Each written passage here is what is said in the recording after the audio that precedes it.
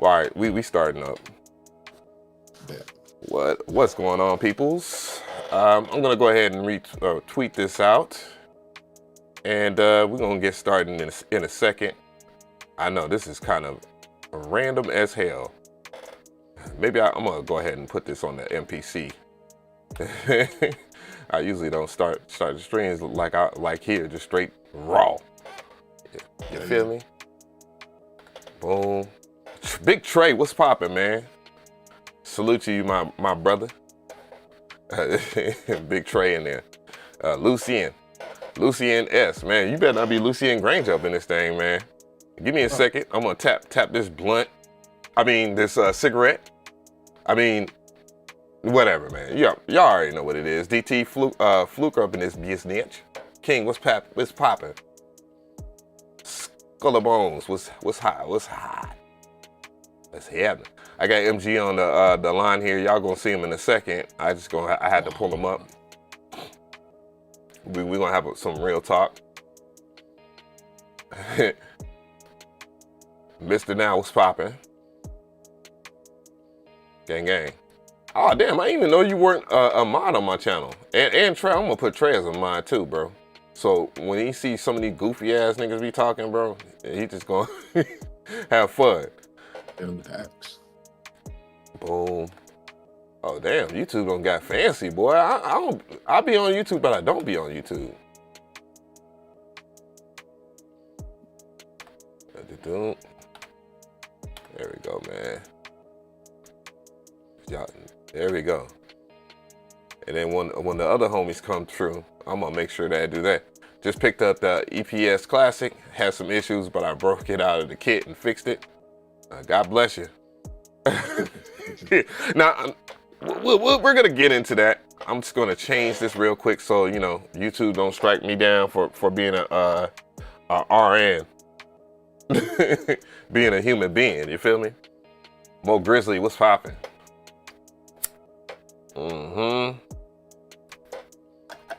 Yeah. This beta was killing me, man. And then, let me not start talking about this damn MPC beta shit. All right, yes, a registered nurse. That's what RN means when I said that. Sky Dog, what's good, dog? It's always a pleasure to see you up in here, my guy. RN. I did say it like that. You know, you can't curse and stuff like that at the very beginning of of your videos, because I know I tested it. They will get you. Gas Mask, what's good? Gas Man always signs up for the smoke. All right, we're gonna start this thing off right and tight. Bingo. The pre-logo is as sick as ever created. What you mean by that? Diaz, what's good?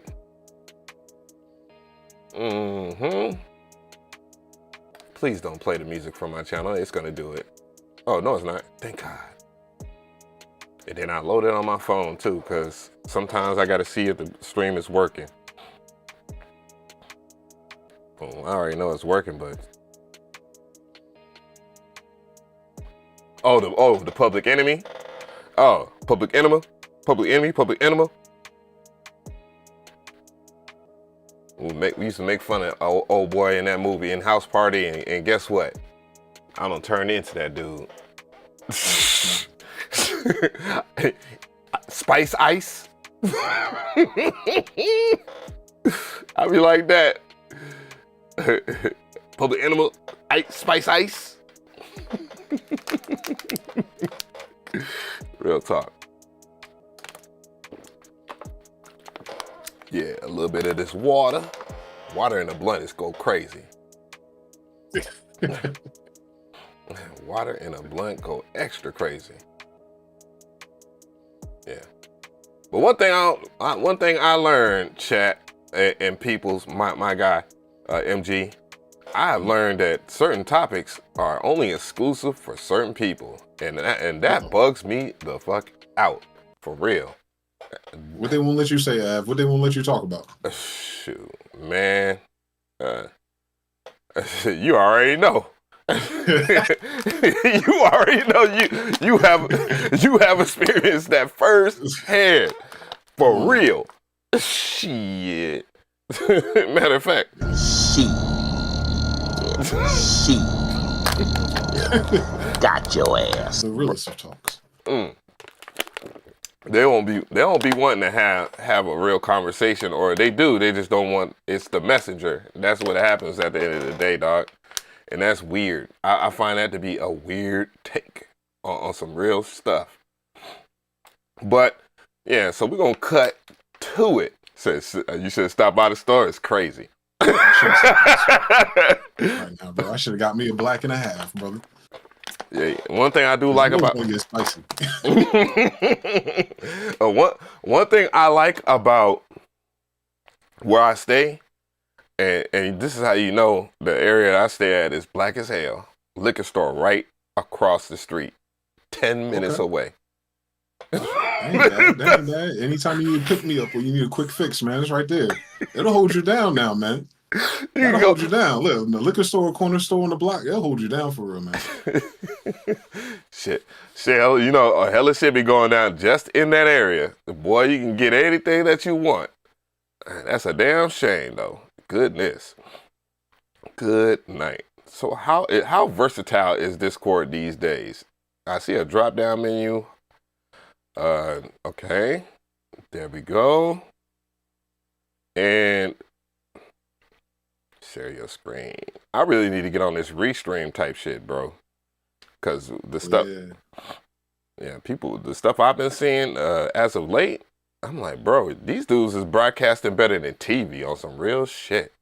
It's Fear, what's good? Pounds, what's going on?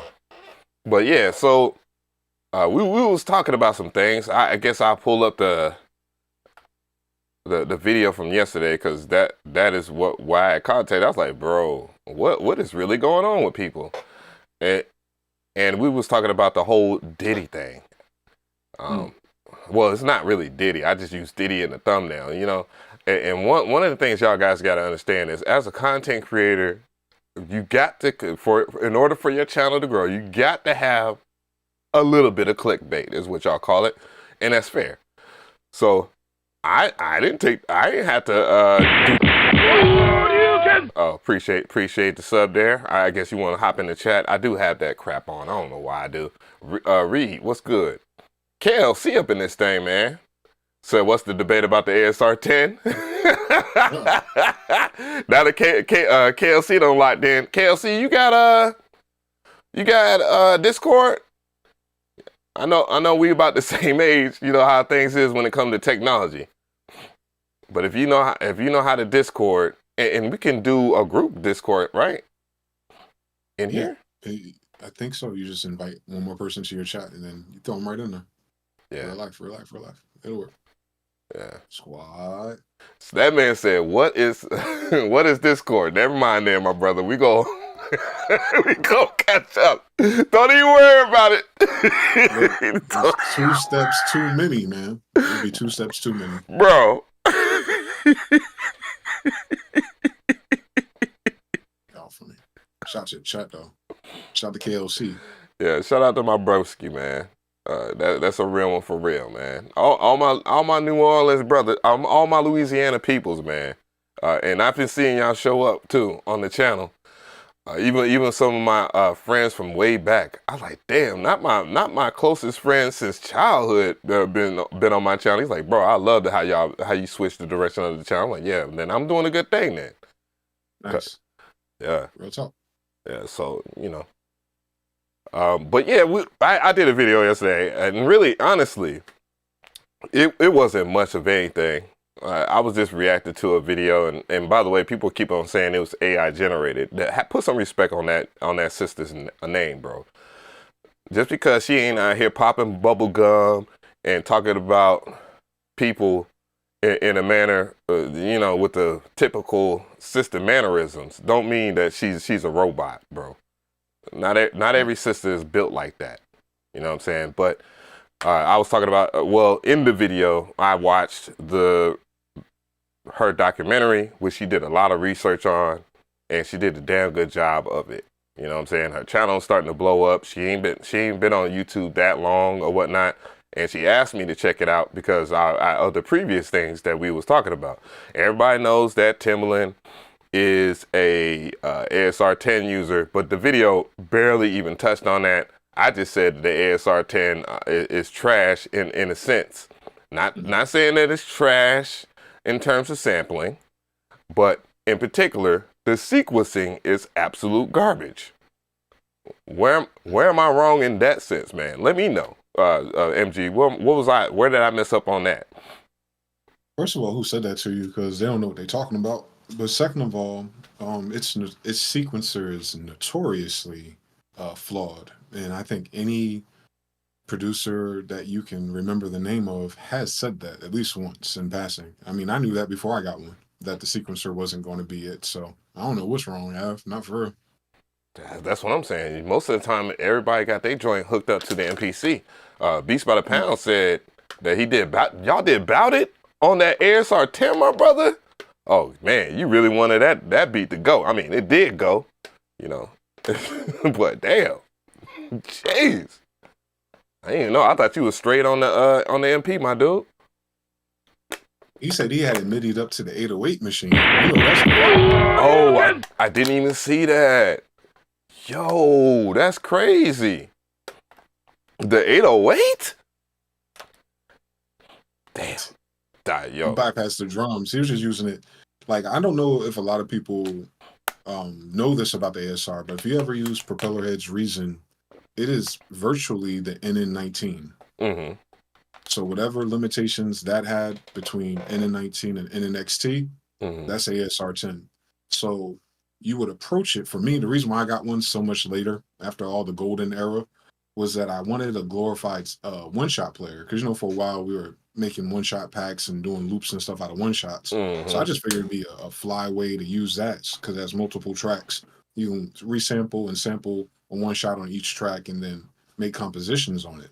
But when it comes to trying to making beats and trying to be Kanye, Ryan Leslie, Alchemist, whoever, Jake One, shout to you, ain't nobody got time for that. Not for real. And nobody got time for floppy disk either. No, that's never been hot for the past 20 years.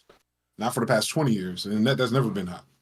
Bro, as soon as Zip came around, everybody moved to Zip, and Zip wasn't even it, dog. So that's why I was like, man, the 2500, that was a savior. The 2500, and I guess you could say like the 4K. The 4K was the savior. I had MIDI on Zero since '92, and put it in the Studio Electronic SE1. Damn, that man Billy know a lot about the ASR. By the way, he had the SE1. He had the Studio Electronics joint. I always wanted that Omega KLC. I don't know if you know about that, but the 4-rack unit joint they got with all the filter cartridges. They said that took about $16,000, brother. Oh, someone talking about Reason still my go-to. No, Reason has stepped their shit all the way up, dog. I tried that shit out for the first time, last year? Or was it year before last? And I was like, damn, dog, this shit is as far as I thought it was when I was downloading on Kaza. Yes, I said it. Yeah, I said it, dog. We all have a dark past. All the Triton refills. I'm getting the Phantom refill, the Triton refill. So by tomorrow morning, I'm going to have the Motif refill. I'm going to have them weird techno refills, and I'm never going to use them. Right. The Raw, I had a homie by the name of Raw Charm, and he was... I know that he's some stereotypes, ain't he? You know, I have a dark past of being on the internet, like for rockbattle.com and shit like that. A lot of the homies from Rock Battle. Ooh, you was on there? You must have D-Skills on Rock Battle. You was who? D-Skills. I better look. No, I'm not gonna even dig that shit up. I know the DMV area was heavy on there. I knew that. Cause Master Hurricane be up in here popping his shit. You know what I'm saying? I remember the battle that me and him had, and that shit was hella close. Of course he won. I was tight. But, you know what I'm saying? Much respect to him, though, because he really did put on the show. You know what I'm saying? Yes. But to keep the show in context here, there's nothing wrong with saying something is wrong with a piece of gear, even if it's considered a legendary piece, dude. Facts. It at least to me. You know, I understand that, you know, a year ago, man, I'm not trying to reopen up wounds. People were arguing about old MPCs and new MPCs. Dog, there's nothing, dude. Are those the same people that said all the dogs sound the same? Don't even do that. I'm not gonna do that to you, Av, but if y'all got something to say about it, I want to smoke. You ain't gonna null test me. I know what I'm talking about. Man, don't get me to lying. Nah, Ableton definitely had different encoders. I think they did a open newsletter during all that talk. You know what I'm saying? Because remember, Metro went to Twitter and he was talking about how in Metro, I know you watch. So, you know, it is what it is. He had made his statement about FL-10, 11 sounding different or better than the new FL Studio. You know, the sound had changed, and then FL had to do a explainer video talking about, you know, the central. I know the homies up in here because we talked about that shit too at the studio, Big Trey and shit. The Windows version sound different. That's how crazy it is. Oh yeah, you can't deny that the MacBook version is, or the Apple version isn't different than the Windows version, 100%. And I ain't gonna even hold you. And with all due respect, it's better than the Windows version, in my opinion. Maybe because they might have put some time into cooking that thing up. Yeah, it's definitely better, dog. I much rather, if I was gonna do FL Studio beats, I much rather do it on the MacBook, on G. Shit. That with the new ones, but if we go back in time, like Rock Battle, because you said Rock Battle, so like 2005, we was on like Fruity Loops 4.2-ish, whatever point number it was, and 8 really heavy. Like I feel like we just skipped past 5, 6, 7, just went to 4, 8, 11, and so on. But those versions, when I go back to those beats I made before 2005, they definitely hit a lot harder, just like without nothing. Because, you know, I didn't know how to really set up no processing change or nothing like that. Well, you know, a little EQ and compression, but not like today. And those beats, man, they're timeless. Like I can't recreate that vibe or feeling. So it's definitely the software.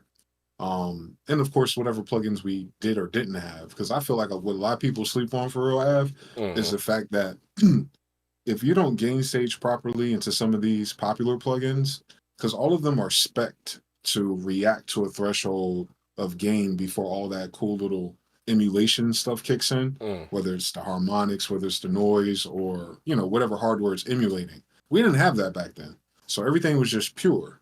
Now, if you drive these new plugins too hot and you're not aware of that, you're causing a lot of phase problems and phase issues. So by the time you get to summing at the end of the mix, your shit upside down, the polarity's all messed up, and like, you're wondering why your kick disappeared type stuff. You know what I'm saying? Like even when you try to turn your bass up a little bit, in Fruity Loops, the new ones especially, you'll notice like your mid stereo image tends to change.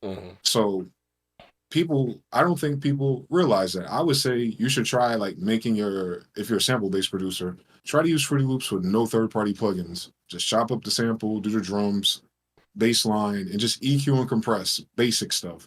And watch how much more of those hit versus waves or UAD and all that other stuff you do afterwards. It's crazy. It's night and day.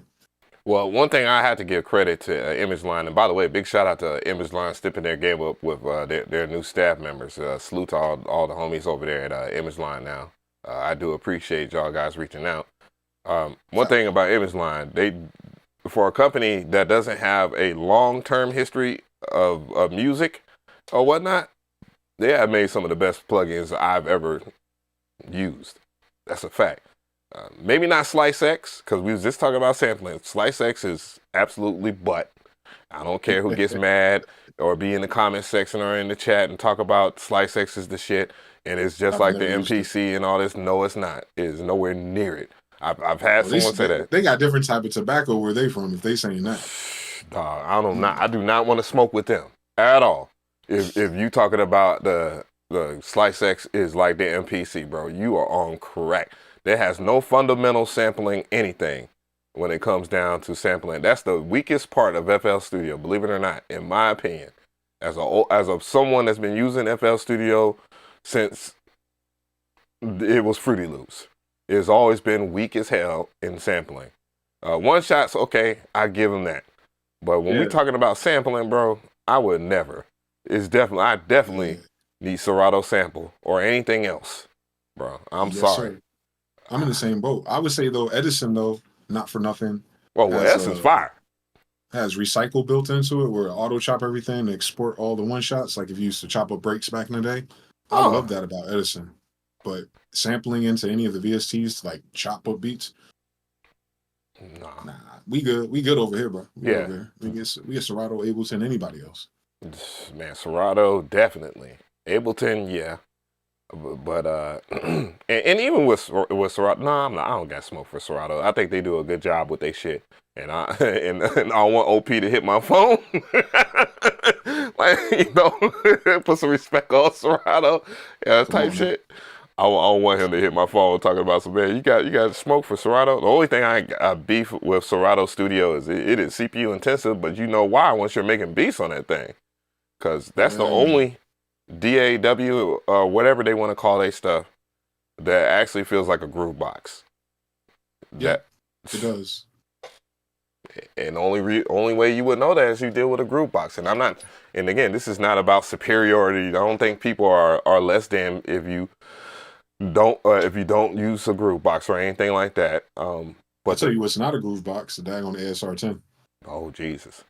Oh Jesus. The clock. There's some things. What did I notice about the ASR-X Pro? Because I actually have way more experience on that than the ASR-10. The clock be off sometimes. Jitter. If you don't set up your project to be a certain amount of bars, boy, good luck.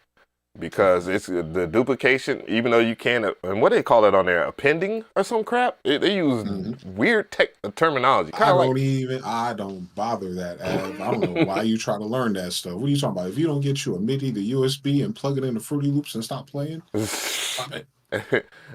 What up, Cap?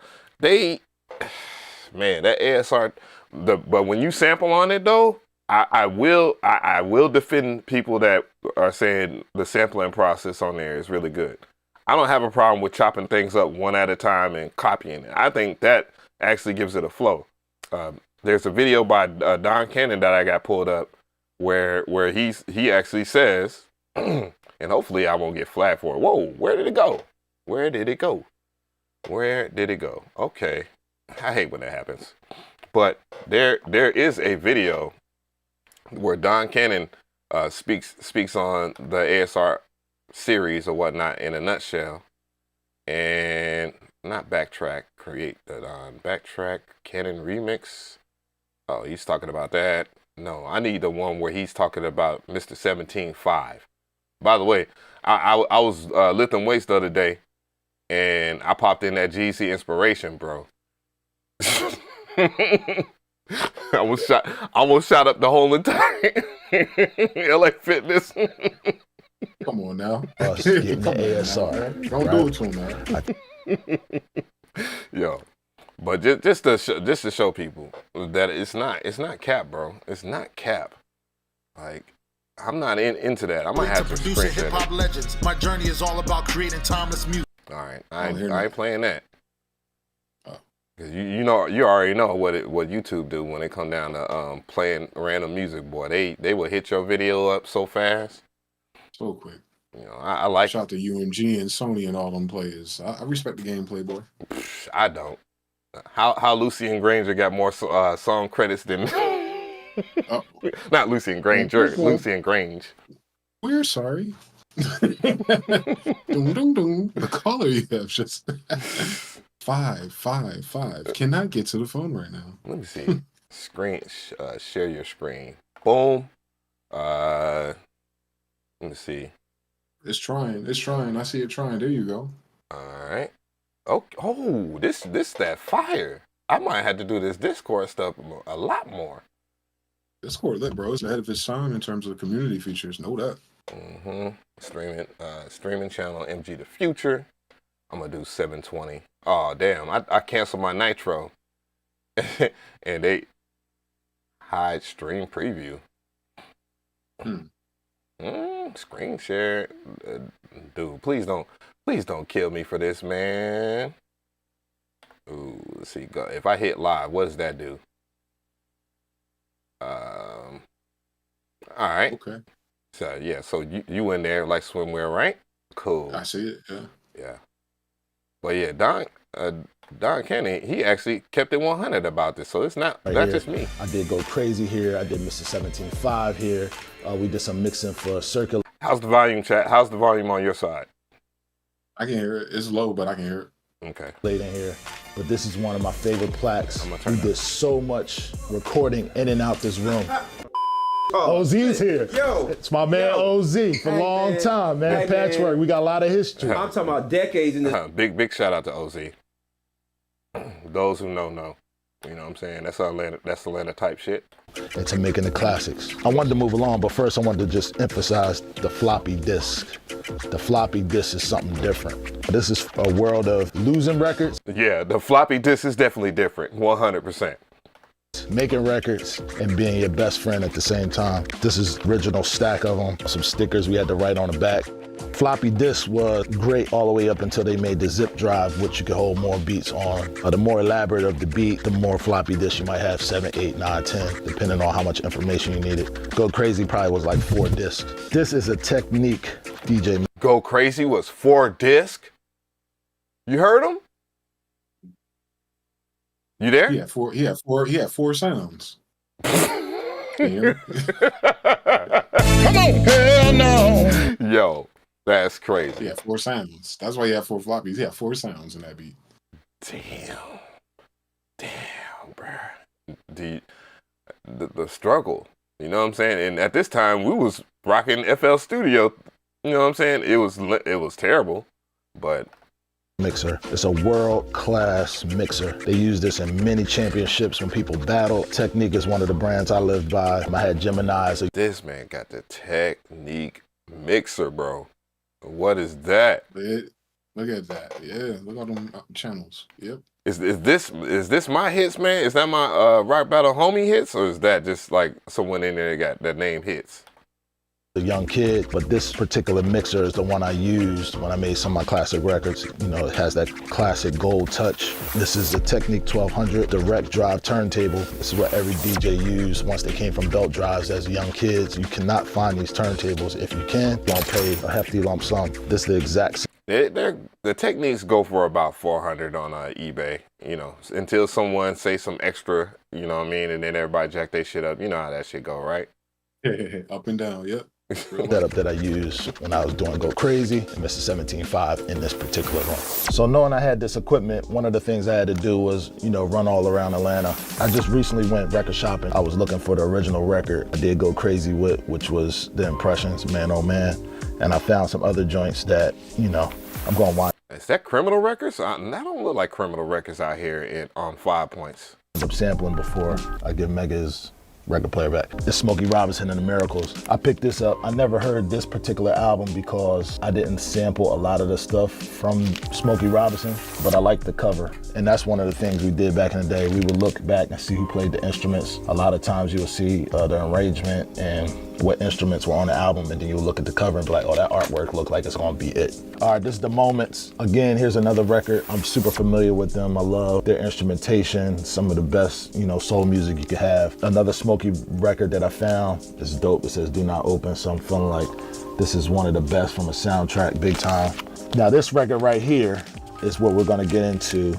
This is the Miracles Do It Baby album. This is one of the records I found, I believe at Earwax. This isn't the original. This man is really telling the world about this. Yeah, man.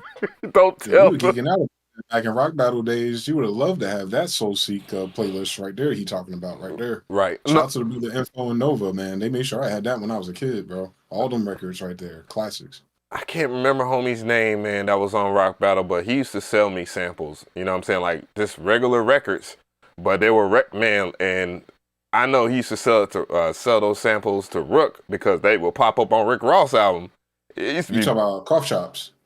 Damn, yeah, you definitely was locked in, bro, for real. I was outside, brother. You know what's outside? Rest in peace to cough chops, by the way. He passed away like 2 or 3 years ago. What? For real?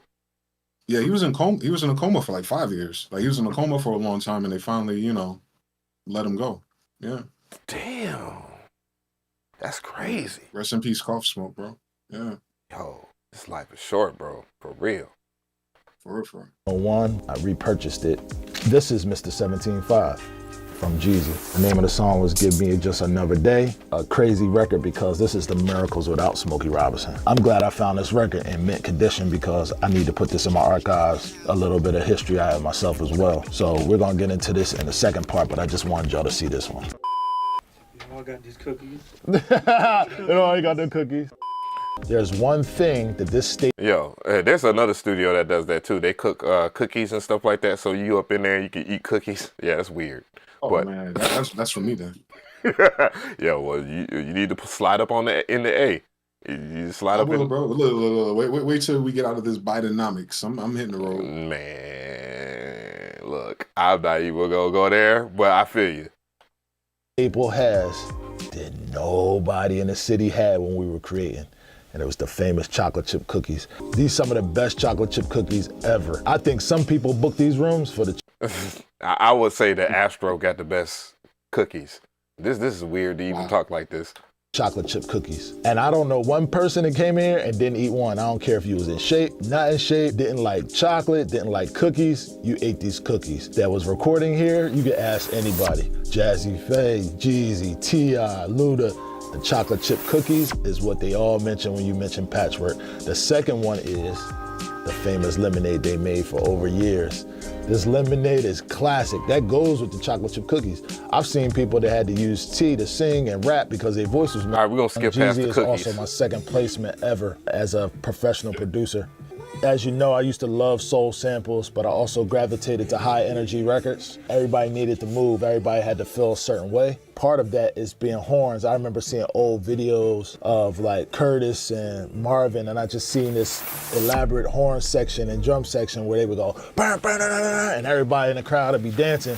I always wanted to be that person. I was a DJ by nature, so I always wanted to have a high energy record. Maybe 6 months to find a perfect record. The record happened to be The Miracles, what we talked about before. I did not expect it to have these type of horns. I want to play a sample first. Once I heard this from the type of record, I knew it was gonna be something because you heard the drum rolls, you heard the horns, so you know it was gonna be aggressive. And then I heard this little string, eerie type of sound. So I was like, oh, okay, I know where this is going. And I heard this part, I got excited. Boy, I remember hearing that for the first time, bro. And a real talk, I was like, man, I like this. Because there was not a lot of samples on that album, too, on the Inspiration album. Or that time period, because it felt like once Atlanta started getting the radio play, especially here, further up north, you didn't hear too many soul samples. So it was so surprising to see the guys from the A, like Don Cannon and some other producers, really still keep that when everybody was doing snap beats. I ain't forget. I'm not even gonna speak on the snap era and my feelings, but more power to my homies on the West Side though. Know that. Played out, I had some more going. We had some more pieces in there as I got to the bridge. Definitely I found out sounded some spiritual. Of the good parts. That was for the intro of the record.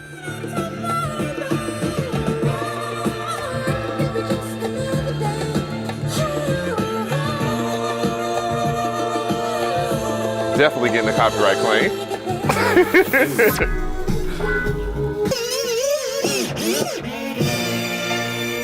I sampled it in just like that. And once I got it in, I can go through these pads and just kind of like.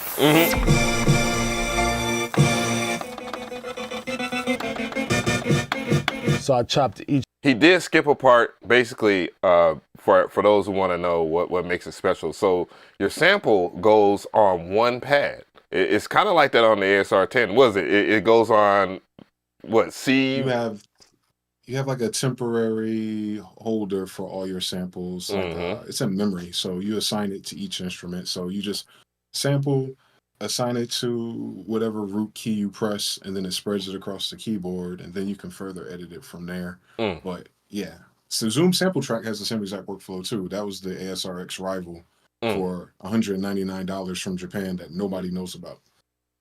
Yeah. Oh, shoot, man. Mine's is broken though. I hate that. I don't know what is it, the SP? Look, I don't even like telling people where my mind be at. But there's one piece by Roland. It has auto chopping. It's on the level, boy, for real, facts.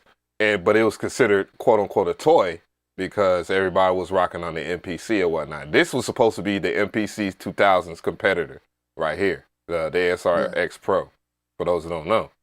And you copy and paste all that on any pad that you want right there, and then you would just adjust the start and end points. And that's all you had to do was to sample. I mean, to get into sampling on this thing, it was very easy. But when you sequence on it, he gonna get to it. Each piece. What? William, come on!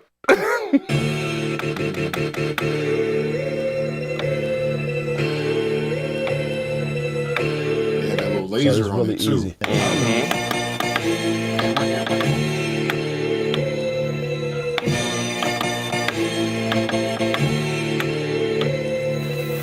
Chopping a sample and playing it came out like this. And so, you know, he's using legato mode, so that's why it sounds like that. I mean, if you use the 3000 or if you use the Roger Lynn MPCs or whatnot, that was without a shadow of a doubt what you had to do. Unless you was using what most producers didn't know. When I covered in the Jay Dilla video, when they was like, yo, these micro chops, I'm like, nah, he used velocity chopping. There's something that most people don't know because in that time period, nobody was trying to let everybody get a level up. You feel me? Yeah, a lot of the lo-fi kids, man, they keep that in the tuck. I know what you're talking about, but the streets don't know what you're talking about. I know what you're talking about, Av. I know exactly what you're talking about.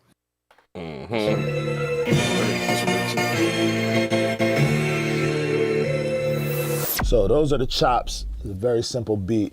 I wanted the club to ring off when I made the record. Those ones where 2 o'clock in the morning at Club Visions, people will play those, you know, everybody be going crazy. Bro, not Club Vision. Club Vision was the shit. And I was a broke boy for real. And was getting into I had I was plugged in because, you know, the hustle in Atlanta, you know what I'm saying? You had to make the struggle look good. But everybody knew if you was lit in music, no matter who you were, dog, you had one way in. You know what I mean? You ever come across a rapper out there named Spank Black Mystery or Chat Vocal? Yeah. Do you know who Chat Vocal is? I mean, I know of him because we had a lot of open mic joints. He had long hair.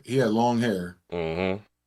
Yeah, I know. I was going to tell you that's my uncle. What? Rest in peace. Whoa! So he passed away? Yeah, he died on a motorcycle accident in Seattle a couple years ago. Damn. Bro, this crazy, man. It was crazy when I heard that Rico passed away. That really had me messed up. Because that's my mentor. One of my mentors. Wow. That's the record.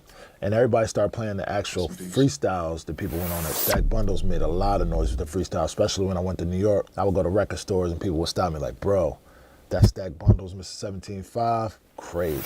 So I felt like that was very important to intro the record because it made a statement for Jeezy. What was also important about that record is after Jeezy did it, it became one of everybody's favorites. A lot of people freestyle. There was a lot of beef with that too. I'm surprised he actually mentioned that. Cause boy, it was lethal out here in Atlanta, boy. Real talk, a lot of the YouTubers and all this other stuff that be talking that wild stuff. Hip hop was totally different, dog. I'm raised different, bro. Like I understand there's consequences and repercussions for who you talk about and what you say. That's why I don't be moving like that. You know what I mean? Out on that beat, and I made name recognition off of that. I got a lot of calls after the second one. Go Crazy was like, whoa, but after this one, it was like, bro, I need one of them. Thanks to the Miracles for clearing the record. That's how we got to this moment, or this anthem. The drum sound selection. Yeah, that's what I wanted to know. It's a normal kick that I always used. I'm assuming I got it from the machine, but if I didn't, I got it from a record that I might have chopped out and added some sounds to make it my own. But more than likely it came out the machine. Same thing with the clap, that came out the machine. This is from the... Is he saying it came out of the machine, like the machine, like the drum, like the hybrid joint? Nah, he ain't talking about native instruments. He's got to be talking about his ASR discs. Okay. Because, I mean, I guess that's too early. That's because the machine didn't come out until a couple years after that record. This is 17.5, 2000. Inspiration. Because I went to the album release party because Jeezy was signing. He was signing autographs down the street. I was talking to Shawty Red. I ain't gonna talk about who I was affiliated with.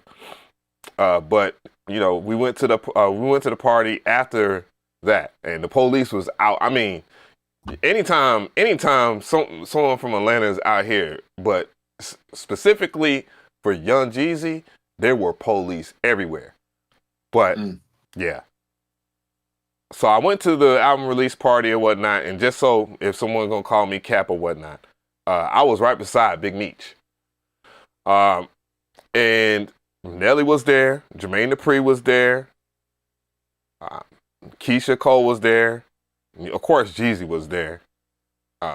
And by the way, Big Meech was the first person to give me my Cristal. When Cristal was a thing, he was the first person to not only pay me real money for production, he was the first person to buy that bottle for me. You feel me? You know what I'm saying? Legends. Yeah. So big shout out to the homie, man, on some real shit. TR-808 machine that I sampled in. That's how the drum pattern was.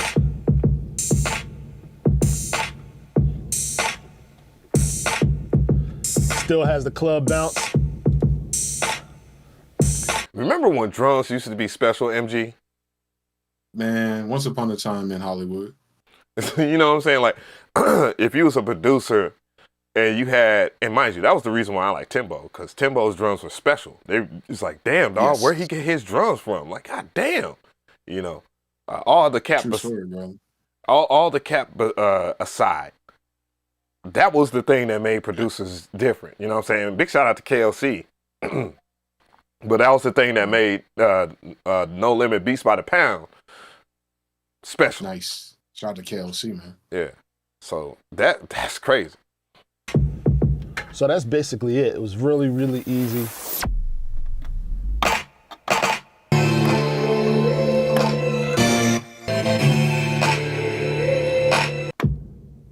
I had to send that whole kit through Soothe. I'm gonna do that Summit and Luna. I'm gonna throw that through the Zulu. I can't use that kit, bro. Right. Yo. I remember what's good, my dog. Oh, Carlos, I did get your message, man. I do apologize, man. I just don't really like IG like that because there be some weird stuff going on there. And I'm kind of letting things kind of settle down where normal people can be normal again. That would never really happen, but you know, I'm letting some things the dust settle. But I'm gonna hit you though.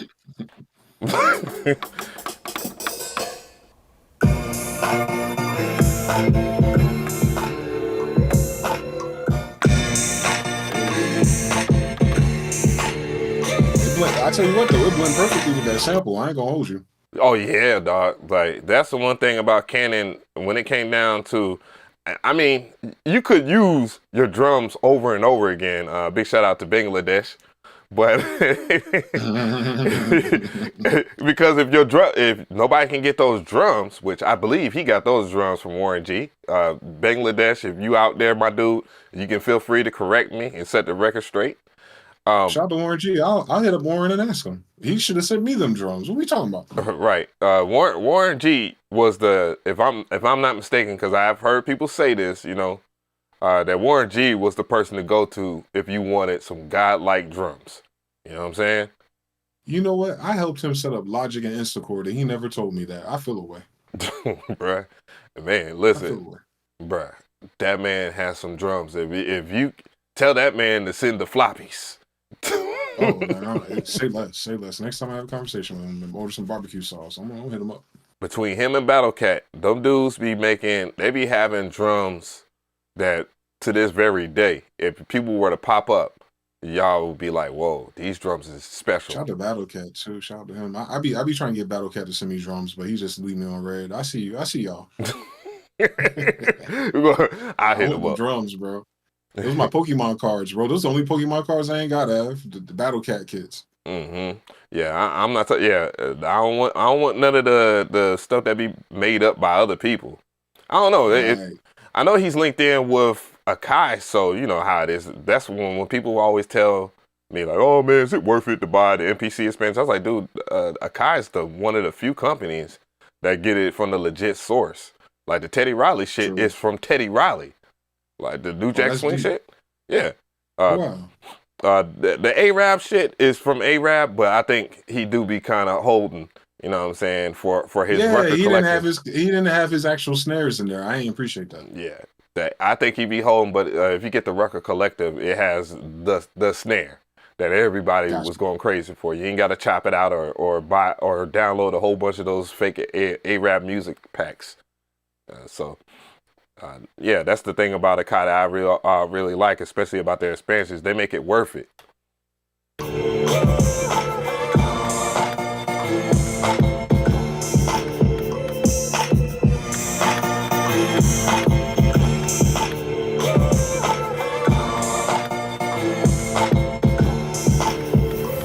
Those people that don't want to add a bunch of things in a beat and be this super elaborate producer. I want it to be empty. I want people to rap to it. At that time, I was just doing that. I was duplicating what I had already done with Go Crazy. And I just wanted to keep moving. Jeezy, when he first heard this beat, he couldn't wait to record it. I remember being in here and they used to have a CD burner in a closet. And I came in, I think I made about 4 or 5 records, recorded them the CD. I gave him the CD. I was like, well, if you like, you like. If you don't, you don't. I'm gonna try to get us to Jay-Z or somebody. At the time, I think Cassidy was out. I was gonna give it to Cassidy. He heard it, he was like, don't let that go nowhere. Remember when Cassidy was a thing? Yeah, man. Yo, and that's not disrespect to Cassidy, because Cassidy used to really be out here in Atlanta, like, and I'm talking about 5 points. With the chains and everything, dog. 5 points in Atlanta with the chains on, dog, you were asking for it. On God. Old Atlanta. Yeah. Yeah. That man, real thug. I got something for it. He was famous for recording in the A-room here, and he would be in this little like compartment closet recording the records. I remember when he recorded and he told me to come hear it, and I was like, damn, we got another one. It's safe to say that he really loved that record, and I feel like, you know, our sound progresses over the years, and we kept that same consistency all the way through. Every time he come, he don't say I need to Go Crazy or 17.5, but he'd be like, yo, I need that energy. Can you still create this sound digitally? Yeah, but it's not the same. Like, this being, it's some way of sound, like the actual analog version of this. Oh, man. Come on now, dog. Let's talk about it, Av. Let's talk about it. It do sound different, Av. Where my face at, Av? All right. I got you. I got you. I got you, broski. No. Here you go. You there. We there. Listen, my producer brothers and sisters and all that, I need y'all to just come to terms with this. It sounds different. Now, I know a lot of people, for whatever reason, get triggered or get their feelings hurt, because we're not saying it sounds better because we're saying it sounds different. And you got to respect the ledge on that, because people want to have you in these YouTube streets, those old forum streets, those Facebook group streets, chasing your tail, trying to get you to like reverse engineer magic in a thing that ain't got magic. These machines have magic in them, bro. That's the only reason why I got an ASR-10 today. I still have one just to sample. Nothing else. I'm not chopping. I'm not sequencing. I'm not drum programming. I'm not even building the one shots I bought it for. I went ahead and made a bunch of impulse responses in my ASR effects, and I put that on the website. And then when I use it personally, if I'm making something, especially like Contact, because you know Contact's kind of has a sound to it I don't appreciate by itself. But if I resample, let's say a chord progression from Contact into the ASR in that 30K mode, or I turn it down, or like some of the brothers in the chat said earlier, the ASR amp effect called Boost is similar to FL Studio's pre-computed effect for the 808 stat, or Boy Wonder used to use to smash the snares and kicks and stuff. Well, the ASR got that normalized boost on it too, so I might do that on a drum loop too. But besides that, the low pass filter and the old school classic, it has this phaser effect. There's one of these phaser presets that you used to hear on old house records from the mid 90s. It's a really beautiful phaser, and probably the most beautiful digital phaser I've heard. But besides those 3 or 4 things, nah, bro, it's not for workflow. Don't get it twisted. If I could do it all over again, I would get an ASR rack, an Akai S950 rack, and then everything else would be in the box for real, bro. I ain't got time for that. And I ain't got time for people telling me it don't matter. Oh man, oh you got, man, I got Cakewalk by Bandland, brother, and I got all the VST effects, bro. And I downloaded the RC20 preset pack. And it sound like that. Stop playing with me. Tell me stop playing with me, Av. Tell them it sound like you got RC20. That's the damn problem. And you can't hear it. That's the other damn problem. This is the thing I'm tired of, Av, because we have some people in the sound designer and influencer community who sit here and made these videos for the past 5, 10, 15 years a little bit. I remember y'all when y'all had your hairline. And y'all telling these kids it was no different. You told these kids was no different. That's why these beats is ass now, because y'all lied to them. You lied to them. I always try to keep it a $1.55 beam, and then I did the streams to show you what I mean. So listen, Av. Let me calm down, bro. I think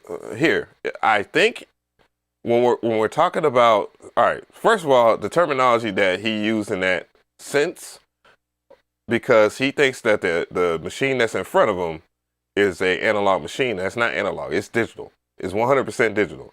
Now, the terminology is wrong. Matter of fact, the Ensoniq brand was an Ensoniq Emule. They made something called the Sound Blaster card, right? Yes, sir. Matter of fact, that Sound Blaster card is inside of the ASR-X and the ASR-10. And then also, if you buy the memory and all this other stuff, like I was shocked when I was upgrading the memory. I was like, damn, this is so computer 100%. Like I could, you know what I'm saying? Why haven't we made one like that? Well, we did. We made a beat thing, and the industry, as we know, had tried to sync them brothers. Even though that machine looked kind of ugly as hell. I ain't gonna even hold you. It looked like it was futuristic, man. It looked like the Team Jordans that came Cadillac of drum machines. I ain't gonna lie, dog. Yo, it was the Cadillac of drum machines. It was kind of RZA was lacing it though with appropriate beats, man. Man, let's talk about how RZA kind of ruined that brand with that video, bro. That Guitar Center video. That was just a bad strain of indica, I think. I don't think he meant to do that. Yeah. I guess, hopefully it wouldn't. Maybe it was his first time doing it. I don't know. Maybe we could reach out to Dan RZA and we could have that conversation. No, Av, listen, I'm going to tell you one thing's for sure, 2 things for certain. No brother who's made beats as long as me, you, or RZA gets on any machine and starts hitting the daggone tom drum like that. Doom, doom, doom, doom, doom, doom. I don't know if he was trying to get into his snap bag or what, but I kind of feel like if RZA wasn't trolling, he was just high. And and I blame the company for releasing that video. The Guitar There's Center. No reason why that should have ever came out. Yeah, it really. They should have said, "Nah, bro, we should." Either that, or it ain't Don Cannon on it. I think what happened in that situation, and you know how we are, dog. Is they be trying to play games with our money and stuff, and perhaps they try to do something to RZA, and RZA being from the hood, RZA say, you know what, I got something for that ass, and the casualty. The casualty in that situation was the beat thing that happened in that. You know what I'm saying? They caught the biggest L because shit. You know what I mean? But on topic though, look, it was portable and standalone, bro. Like that's the technology is what everybody wanted, and that right there nuked it. Lord have mercy. Yeah, matter of fact, truth be told, a lot of the beat thing stuff really carried over to the modern day MPC. Yes. If you look at that, the UI and all that stuff, man, it is very juice inspired. So I ain't gonna go into the details of how they developed the OS now, but that is exact. It's not exactly they still using MS DOS over there. The Kai? I'm tired. I'm tired of Akai. If you watch this video, can we get a new OS? I'm tired of MS DOS, Deviant, Linux variants. Boy, have you seen the teenage engineering? Have you seen Electron? What is going on? And how come we ain't got audio How are over y'all USB? two gentlemen Access doing virus. today? Hold on. DJ Avenue looks mighty sporty today. This thing right What's here up, older than MG? half the viewers, right? Av, this is older than half the viewers. Yo, And is you know what it has? that a virus? Yo, bro, you should be cooking up every day. That is like one of the best of the best. For real. I'm talking about stock sounds. Ask me how I know. But check this out though. What was special about it before our operating systems updates is that it transferred your audio over USB, Av. You never had to use line out cables with this originally. Bro, I never knew that. No other hardware has figured out that protocol. And I'm talking about multi-timbral over USB, Av. Like I go in Fruity Loops on like an older operating system, set up all 16 tracks because this has like 128 polyphony, and it will play all 16, layers like Contact. 128 all off of this. Just all off of this. Yeah, this is 128 polyphony. Why can't we get that in 2024 with a lot of This is from 1999. Av, you understand what I'm saying? So when they tell us we can't get real-time time stretch, I'm like, When they tell us we can't use the any of those newer devices as an effects through box, I'm like, because this guy right here exists. Tell them stop playing that. They playing out here, bro. They playing with our money, bro. I don't appreciate it. But back to the whole. Now I ain't trying to say that. I know one thing for sure. Two things for certain.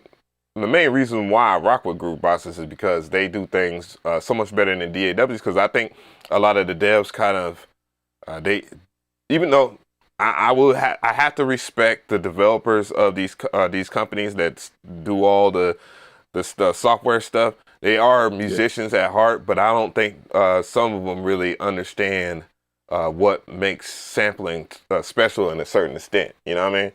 So that's kind of where Akai has the advantage in certain extent, and then they kind of just copy what others do, that's how you do things in business, I guess. It doesn't piss everybody off. What in the Robert Greene is going on? So, but yeah. It does sound different, and it does operate different. If we're talking about group boxes, and specifically, we're going to talk about like a SP1200. Look, dude, the 12-bit on the SP1200 is definitely different than any 12-bit anything that is offered to this very day. Same thing with the 60 and the 60 Mark II. That is totally different. From anything to this very day. The 2000, if we look at the MPCs, every one of them have a different sound. The DACs is definitely different. The ADDA is definitely different. Akai has tried their best to at least do the DAC part, the digital audio converter, give it justice to where it has but dude, truth be told, man, different technology, different time, so you really can't. Maybe, I don't know. The devs over there, they a little different. They usually prove me wrong every time, and I like that for them. Very good. Very good. I have hope. It's one thing to have hope, but how much time we got, bro? I have only 50 soon, bro. Like, bro, I'm the one that's about to push 50. But I'm saying though, I'm right in line too. So it's like, bro, like, are we going to get the all-in-one box finally, or are y'all just going to wait until we're 50 and no one cares? I just can't. I don't think I could bear it. But the truth be told, come on now, if they was to give us like a 8 gig, some RAM, a faster processor, because it's a ARMS processor, so it's a custom processor. It's that hits a little bit different than thank God they didn't go with Intel, because look at what happened with the Machine Plus. And mind you, truth be told, I was rocking with the Machine Plus more than the MPC when I bought it. The biggest issue was the updates. They just could not fix the crashing, the CPU overload, and all those things that made that Machine Plus kind of bad in that sense. But that was a really good groove box, truth be told. Now I ain't gonna even hold you. But yeah, I understand where Don Cannon is coming from. But when someone of a prominent figure like that, when he says things like that, it kind of translate what he's saying. But I'm glad you put it into perspective what he was really saying. But yeah, it's not analog. None of the damn groove boxes are analog. You know, even though they have ADDAs, analog meaning in the sense of a groove box, analog, we hear that. That's what we hear. Digital part is what the computer hears. The computer is different from a human being. So that's what that means. You know what I'm saying? The computer hears things in zeros and ones. We hear things like frequency. You know what I'm saying? So the computer. You know what? I'm gonna give your audience a crazy gem, Av, that just food for thought when it comes to like sonic textures of gear of yesterday and the processes that we go through now in the box with DAWs. And shout out to the brother Mr. Now, because me and him kind of talked about this too. You guys do realize, like, if you're talking about the old MPC, the ASR-10, all of these other devices, when the people who crafted these machines, they were not imagining that you're going to plug up your ASR and record an MP3. And I think a lot of people miss the nuance. Shit, they didn't even know. They even at that particular time. We're talking about old group boxes. They weren't even thinking about WAV files. It was sound files. Exactly. But peep game, Av. So let's say the ASR back in the day. You have the ASR-10 plugged into an analog mixer, right? And then you may record it to that, and then you go to the studio and you bring it up on a console, and then you record that to tape. Yeah, the digital so performer all the or gain something like staging, that. Exactly. So it's going to hit 4 to 5 signal chains in the analog realm, and that's why they're tuned and boosted that way, because the destination, aka the tape, could handle that. Your wave recorder in Edison cannot handle that. So it is not ever going to sound the same. Because a brother earlier in the chat was saying, well, if you blind tested it, you want to be able to tell the difference. Who are you talking about? Nah, if you I've been hearing the difference for over 20 years. Because if you record on tape, it's not going to sound like digital. Nah. It never. Never. And it never will. No. Never. It'll never will. Now, does that matter? That's up to you. Right. But I'm sitting in front of a Zulu right now because that's how much it mattered to me. That's all I'm going to say about it. It matters to me, especially if we're talking about like samples and stuff like that. Like the people that make the best sample packs, they run their shit through tape. That's a fact. So if you want to invest in something, it's a hell of an investment. It's going to piss you off. You're going to have to learn about tape speed. You're going to have to learn about recording stuff too loud. If you record stuff too loud to tape, it's going to sound like complete and utter garbage because it's going to have a breaking point. You're going to have to understand why people is talking about -6 dB and why your drum machines have that option of -12, -6. Exactly, as you just said it. So, those machines were made for tape, guys. Don't sleep on what we're talking about, because this misses everybody in this conversation. That's why I don't trust people that say they don't hear the difference. I ain't even talking about nobody in chat. I'm talking about like sound designers. The dolls don't sound different, and you've never, bro. Like, don't get me fired up. No, activate my fire sign right now. But if you can't fire sign deal with, I'm a fire sign. If you can't deal with tape though, like Av is describing, look at there's a few hardware versions. Langston from Handsome Audio makes the Zulu 500 now. Don't sleep on that. I think Rupert Neve had something that kind of gave you tape distortion or whatever. That'll get you a step closer.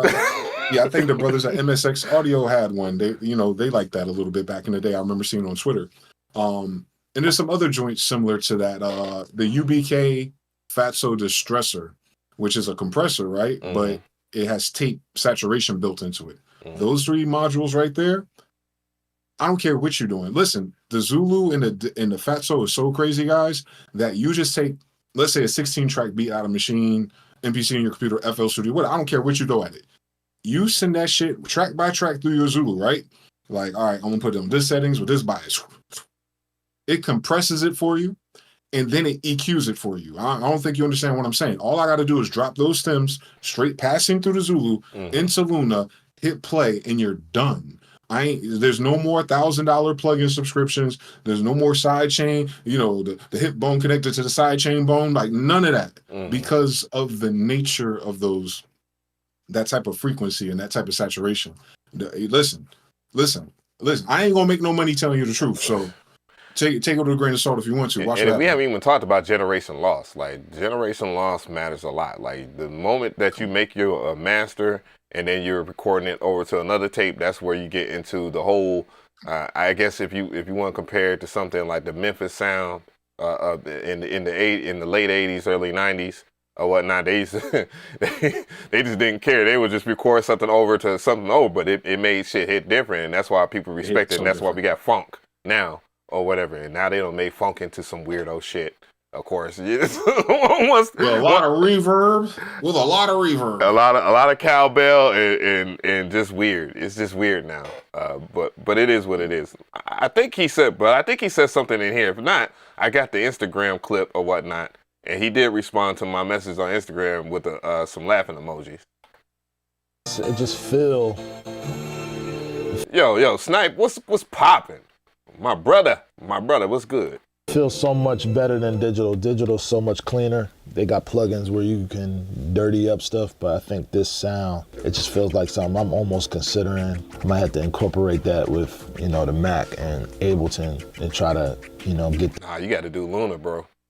the dirty griminess of the sound. Love I think Luna. that's the Yeah, difference absolutely in love today's sound Yeah. and how it was then. It just Me felt too. some type of way. I actually want to go through the process of tracking this beat out because it's very important. One of the things that was like a hiccup in this machine is that it wasn't regimented and it didn't follow the MIDI time clock. So it was a MIDI Finally, someone says it. Oh, man, I don't even have my echo ready. Bro, finally, someone says it. It's not me. It's just not me. It's the niggas that make beats on this sumbitch, bro. Like, I forgot about the MIDI clock issue. That's just one issue. The sequencer in itself is another. I think he gets into that. So, bro, it's not me. People that want to attack me and say that I'm shitting on the ASR-10 and I'm shitting on Timbaland because of that. No, dog. It's a well-known fact. If the ASR-10 was that, and I know Jake One still uses it, he'll tell you. As a matter of fact, he has a video on that, but I'm not going to dig that up.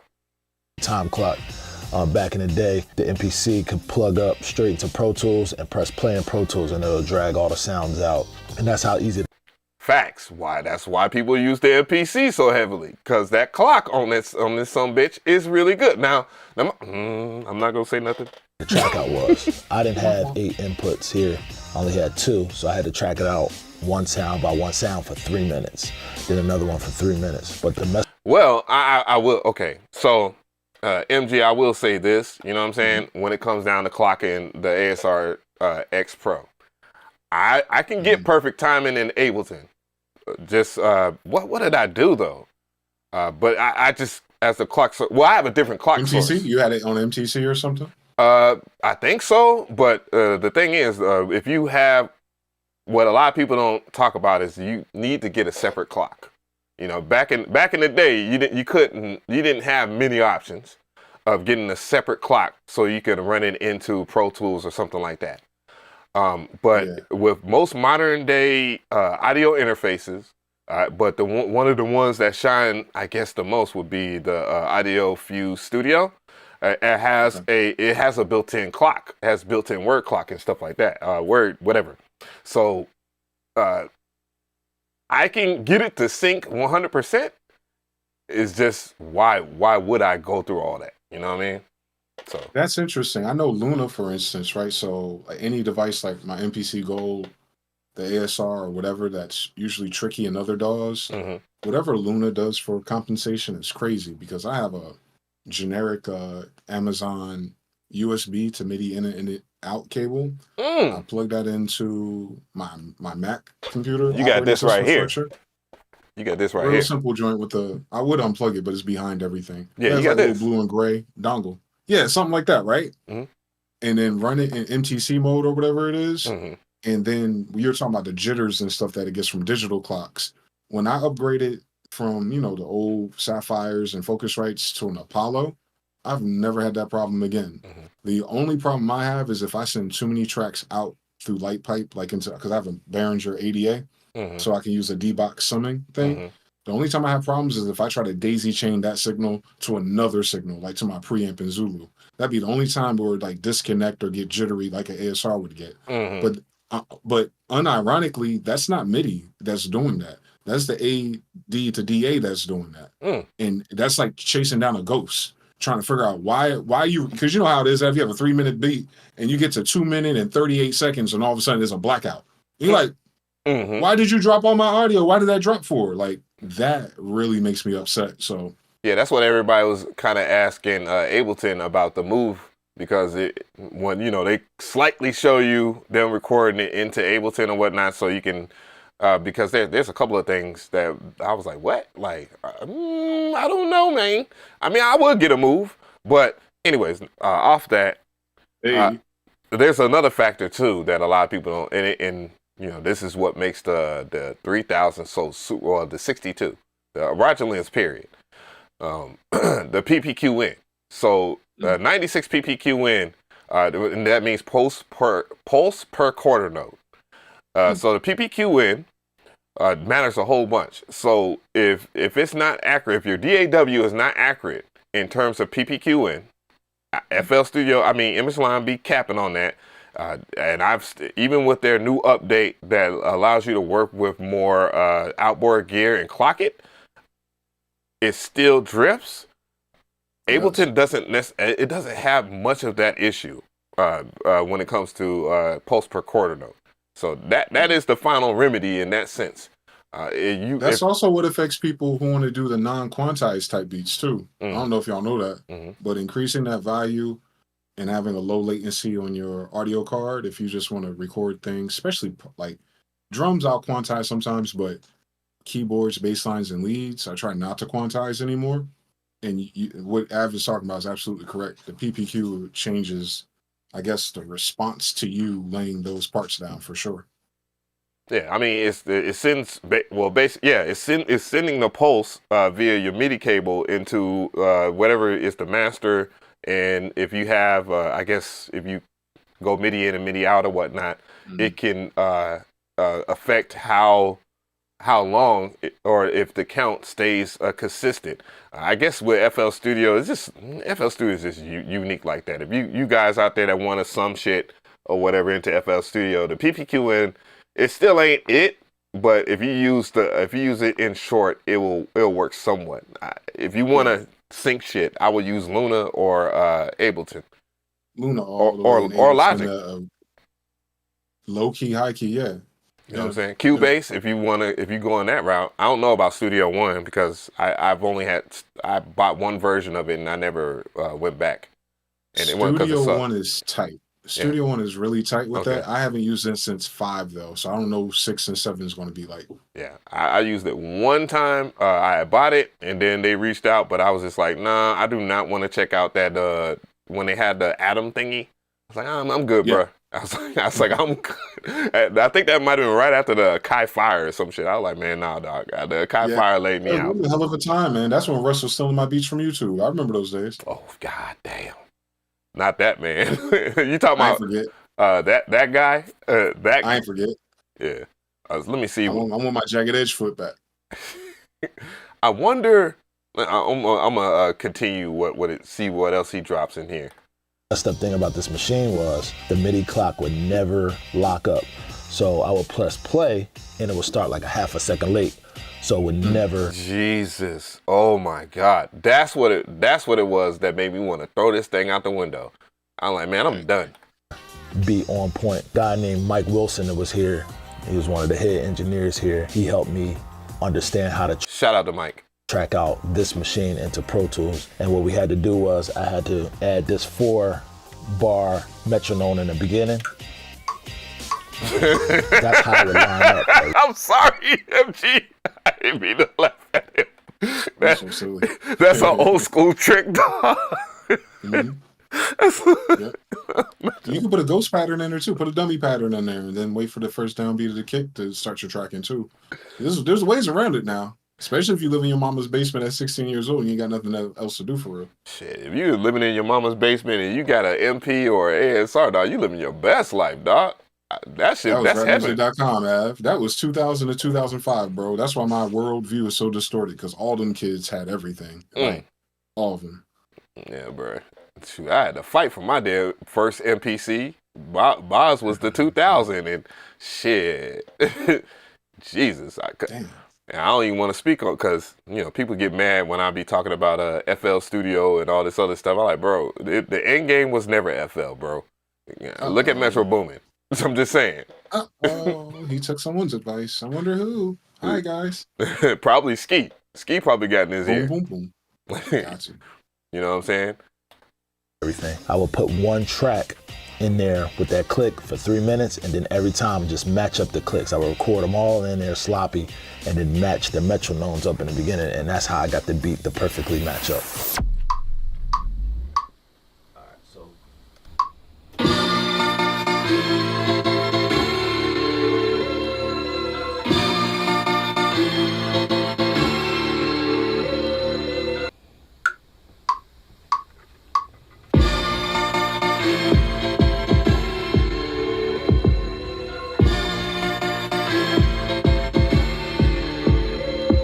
Georgia So as Porgy, you can what's see good? here, this is the process, which I told you about earlier, how we had to do it for the ASR.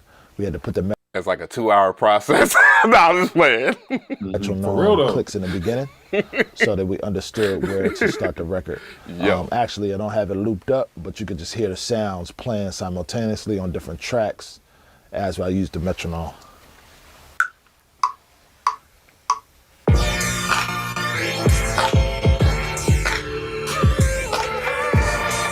You hear that phasing? Yeah. You noticed that, right? Yeah. Yeah, that's what happens. Well, I think the phasing came from them trying to time in the other chop. So that's the process. I I recorded see. in there. Once we got a good loop, we could loop it all the way down and just make it in a song form, make the verses, make the hooks.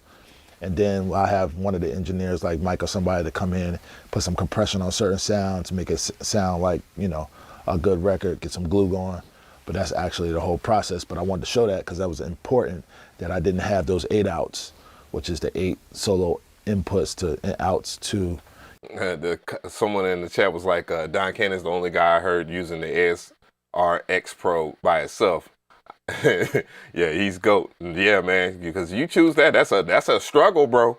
You got to pick your struggles, that's for sure.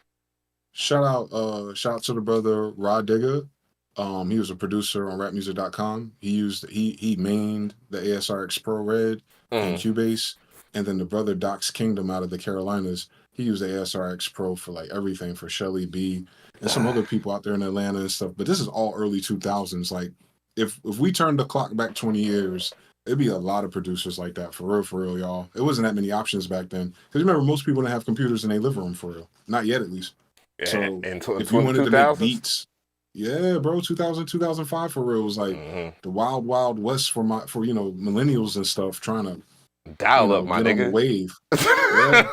AOL.com. Who was it when we was talking about that the other day? We was clowning heavy, like dog, back in the day, like people talking about the internet is nasty now. Bro, the internet was this.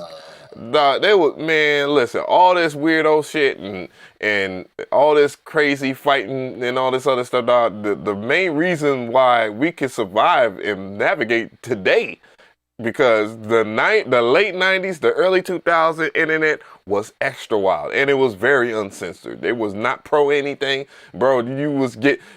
People were nasty on the internet at that time. I had what was it? Philips Magnavox Web TV. Damn. In 1997, before Bill Gates bought it and made it Xbox Live, by the way. And it wasn't even 56K. It was half of that. It was a 28 port whatever. And you literally turn on the remote on your TV, sign into Web TV, and go somewhere. And that was normal. We didn't know it could be faster. So you'd be waiting like 15 minutes for the Web TV portal to open.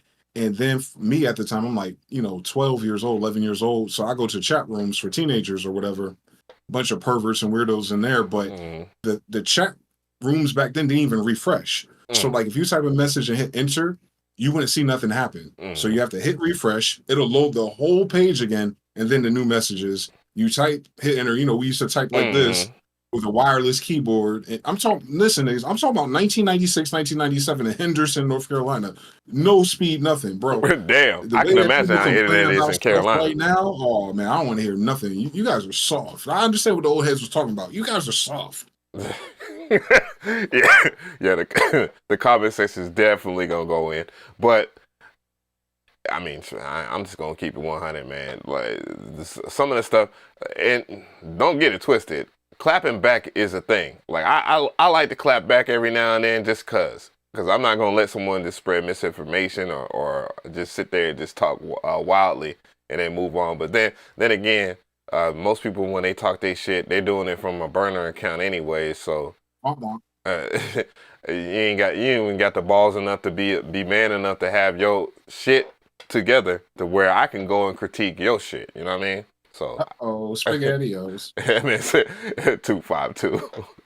Yo, 56K was crazy, and that's when all the LimeWire, Napster, and all this other shit. I remember going to when I went to my second college, which was HBCU in Virginia. Hey. That we had that cable internet, and I think I was one of the few people that had a computer, along with the homie. And yeah, man, I don't care what anybody say, dog. I was younger, and everybody does it. Boy, we was living in a CD burner.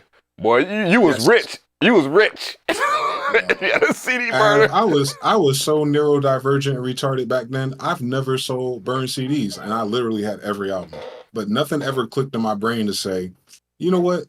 I can burn porn and music and sell it in high school. Like, once I grew up and people start telling me those stories, I was like, I could have had all the gear then. Jeez Louise. Yo, bruh, there was wild and shit going on in the university over there. One thing I say, from going from a predominantly white school in Virginia, the hoop and shit, and going to VSU, dog, that shit was like night and day. And I'm not saying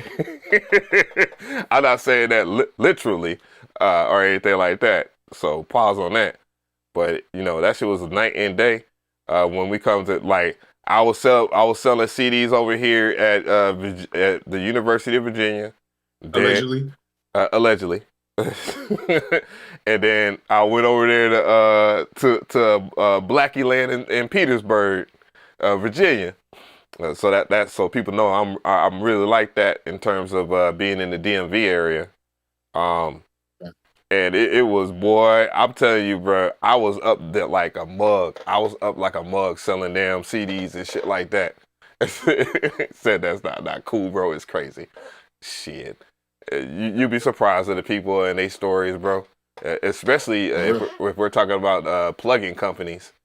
I'm not going to even speak on things. I'm going to let it play out. Because 2024 is wild. You about to find out about a whole bunch of shit and how people move. And you go see who the real ones and who the fake. For sure. Now, every time. Won't he do it? Yeah. Oh, yeah, man, yeah. We going to see which messenger gets killed. It ain't going to be me, though. I'm going to sit back. I'm like, yeah, I see what y'all doing. We all see it. But bruh, those were times for real. What? Someone sent me a damn message through here. And also, Carlos, you have my number, bro. Carlos, my number ain't changed. Cause we don't talk on the phone. Unless your phone number don't change and you lost my number. And then I hit you though. But it's hopefully. Audio Galaxy, what the hell? Audio Galaxy was the illest Ave because, like, Napster was kind of dying down and we weren't quite at Kazaa LimeWire yet. So right in between Nutella and MercChat, there was Audio Galaxy and it was browser based. So like you could search like what did I find on Audio Galaxy? The Thong Song that came out. And some house DJs did 2 house remixes. Follow the Thong, which is house version of Follow Me with Thong Song, blended perfectly. And the other one was Break for the Thong, which is Ray's Break for Love and Thong Song. So you could just type in a song and you'll see all the DJs across the world with edits, remixes, any song you could think of, you got it. Acapellas, you got it. Instrumentals, you got it. And because it was web portal based, these haters eventually shot it down. It was very short lived, but it was probably the best peer-to-peer, whatever it was, to find anything. Like, Audio Galaxy was the truth for real, bro. I hate that they nuked it. Well, you know the vibes, bro. As the internet gets sophisticated and how technology works, the Spotify's, the Netflix, and all that other stuff, All that shit was going out the window. I do be seeing people on Twitter that still be on that. And I'll be like, dog, I'm gonna need you to be out my feed, bro. Where all this? I don't need to see the new. What's that? What's the movie in the theater right now? The new Joker movie. Someone was talking about bro. I got the new Joker movie. I'm like, we still do this? Like, I like going to my movie theater is fly down the street. CDs, DVDs. Yeah, I definitely don't see that. And that was super ridiculous when I came back from Virginia to Atlanta, because I was like, man, look. I like the DMV area, but Atlanta is popping, and it's happening right now. And I'm making beats, and such is down here telling me I got an opportunity, bro. I'm just gonna go ahead and transfer. Fuck playing basketball, all this shit. I'm gonna go ahead and finish my education and see what this Atlanta shit talk about. You know what I mean? So. Hey. Oh, I thought Jokey was in here because I saw Jokey. He started his own podcast and shit. Yeah, a big shout out to Jokey ENT. He was on Rock Battle, by the way. Nice. Yeah. He's Have you seen Nicotine recently? Bro, I was in the bed thinking. Pause. But I was thinking, I was in the bed thinking about, like, man, there's people, I don't even know what happened. The last time I even heard from Nicotine, he was producing for that Becky out there in LA. And she was taking flight, and, you know, she said the dumb shit on Twitter. When she's like about black women, because the sister was, and they got her the fuck out of there. And I have not heard from Nick then, because Nick tried to kind of do the apology type shit, because he was trying to, because they had motion, they had a lot of motion. She need a publicist, dude. Right, and they had a lot of motion. You know what I'm saying? And Nick was grinding. You know what I'm saying? Nick, and by the way, he's the only one of the few white boys I got mad respect for in hip hop, because that man when he pulled up to the hood out there in Jamaica, Queens. Thank you so much for the sub. When he pulled up to the hood in Jamaica, Queens on the bus and documented that shit, just to let people know that, look, I pull up. You know what I mean? I was like, yo, he a real one for real. You know what I'm saying? Hey. But yeah, I've heard. Nicotine, man. He been around? You seen him? Last time I seen him, bro, was over 10 years ago on Facebook or something like that. Same thing with Rod Charm, Relevant Beats. I still see Rel all the time on Instagram. Dude, I don't see Young Fire. Who's the brother Young Fire? I don't know his socials. I know he did like a podcast episode or something during the pandemic. I saw like an interview, like a video interview with him. But I'm trying to think of the other brothers I knew. I knew so many, man, and they try to, you know, convert from, because if you're on Rock Battle, you're probably on Future Hip Hop or rapmusic.com. PMP Worldwide, he got me over there. Yeah, Info, shout out to Info Nova. Info put me on PMP Worldwide and, you know, chasing placements and stuff. But that's when MySpace kind of took over the business side of things. So that's crazy. We lived through a lot of cycles, bro. That's crazy. How does it feel being an OG and just this journey alone, like to be like day one people for online music production for real, and seeing how it changed? How has that affected you thinking back on it? Shoot, man. Well, I wasn't getting many placements at the time, but I had motion outside of the internet. And I looked at it as in, I'm selling a lot of beats on, because I was like top 2, top 3 on Rock Battle before I said, you know what, man, I'm on PMP Worldwide. I'm better than y'all. You know what I'm saying? I got A&Rs, and I'm not even, Co-Rad. DeMonte, he was part of Bad Boy. Okay. Yeah. So, but yeah, started getting looks and stuff like that with me and my cousins, and dog, it just feels a little different. You know what I'm saying? I think that I like that social media has opened up, but I just don't like the fact that so much of it in our space in terms of music technology is more about grifting than it is about actually teaching. You know what I mean? Like, people, there's far too many hustlers. You know what I'm saying? Like, It's always been that way, though, Av. You remember how it was, even on Rock Battle. You remember Fat Fingers had the course on how to sell beats and do the Web 1.0 email marketing. and then Live Off Beats just copy and pasted that. And that was like one of the first YouTube producer teachers. But I knew him from rapmusic.com way before that. But the grift, this is what I learned about life. If you have any scruples or morals, business is very difficult to adjust to, honestly, because success, from as we are starting to find out through all the stories, that a lot of the most successful people weren't keeping it 100, weren't doing things on their own or taking credit for other smaller people's group of work. A lot of what we have aspired and molded or routed ourselves to has been capped. So the dream itself that you have as a music producer, especially from our generations, was capped to begin with. You know, you understand what I'm saying? So like, who's at fault here? The fact that everybody in on it making money off of our ignorance, or the fact that we are so ignorant that we thought it was something else? You know what I'm saying? Like sometimes I reverse it and look at it like, well, if this is what all the successful people have been doing, then who's bugged out here? For real, for real. Especially because we're talking about fake money and a fake government and a fake system. I ain't even gonna go no further than that, but you know what I'm saying? Like the whole thing is a house of cards. So how can you bring anything real to it? But what I think the most high for in days like this, though, is that people are tired of it. And because everything's decentralized, I feel like the audience and the viewers who keep shouting us out, especially, they appreciate our authenticity and the fact that we're not this or we're not that. We're just ourselves. You know what I'm saying, Av? You've always been yourself. I've always been myself, all spicy and crazy, like, but that don't change for no check. That don't change for no bag. That don't change for no foreign corporations' idealization of what I should be.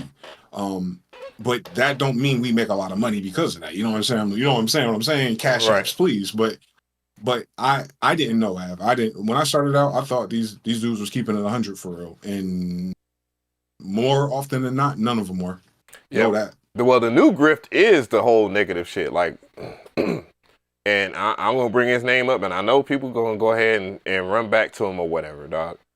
But I'm just keep it real. Like White Sea Studio.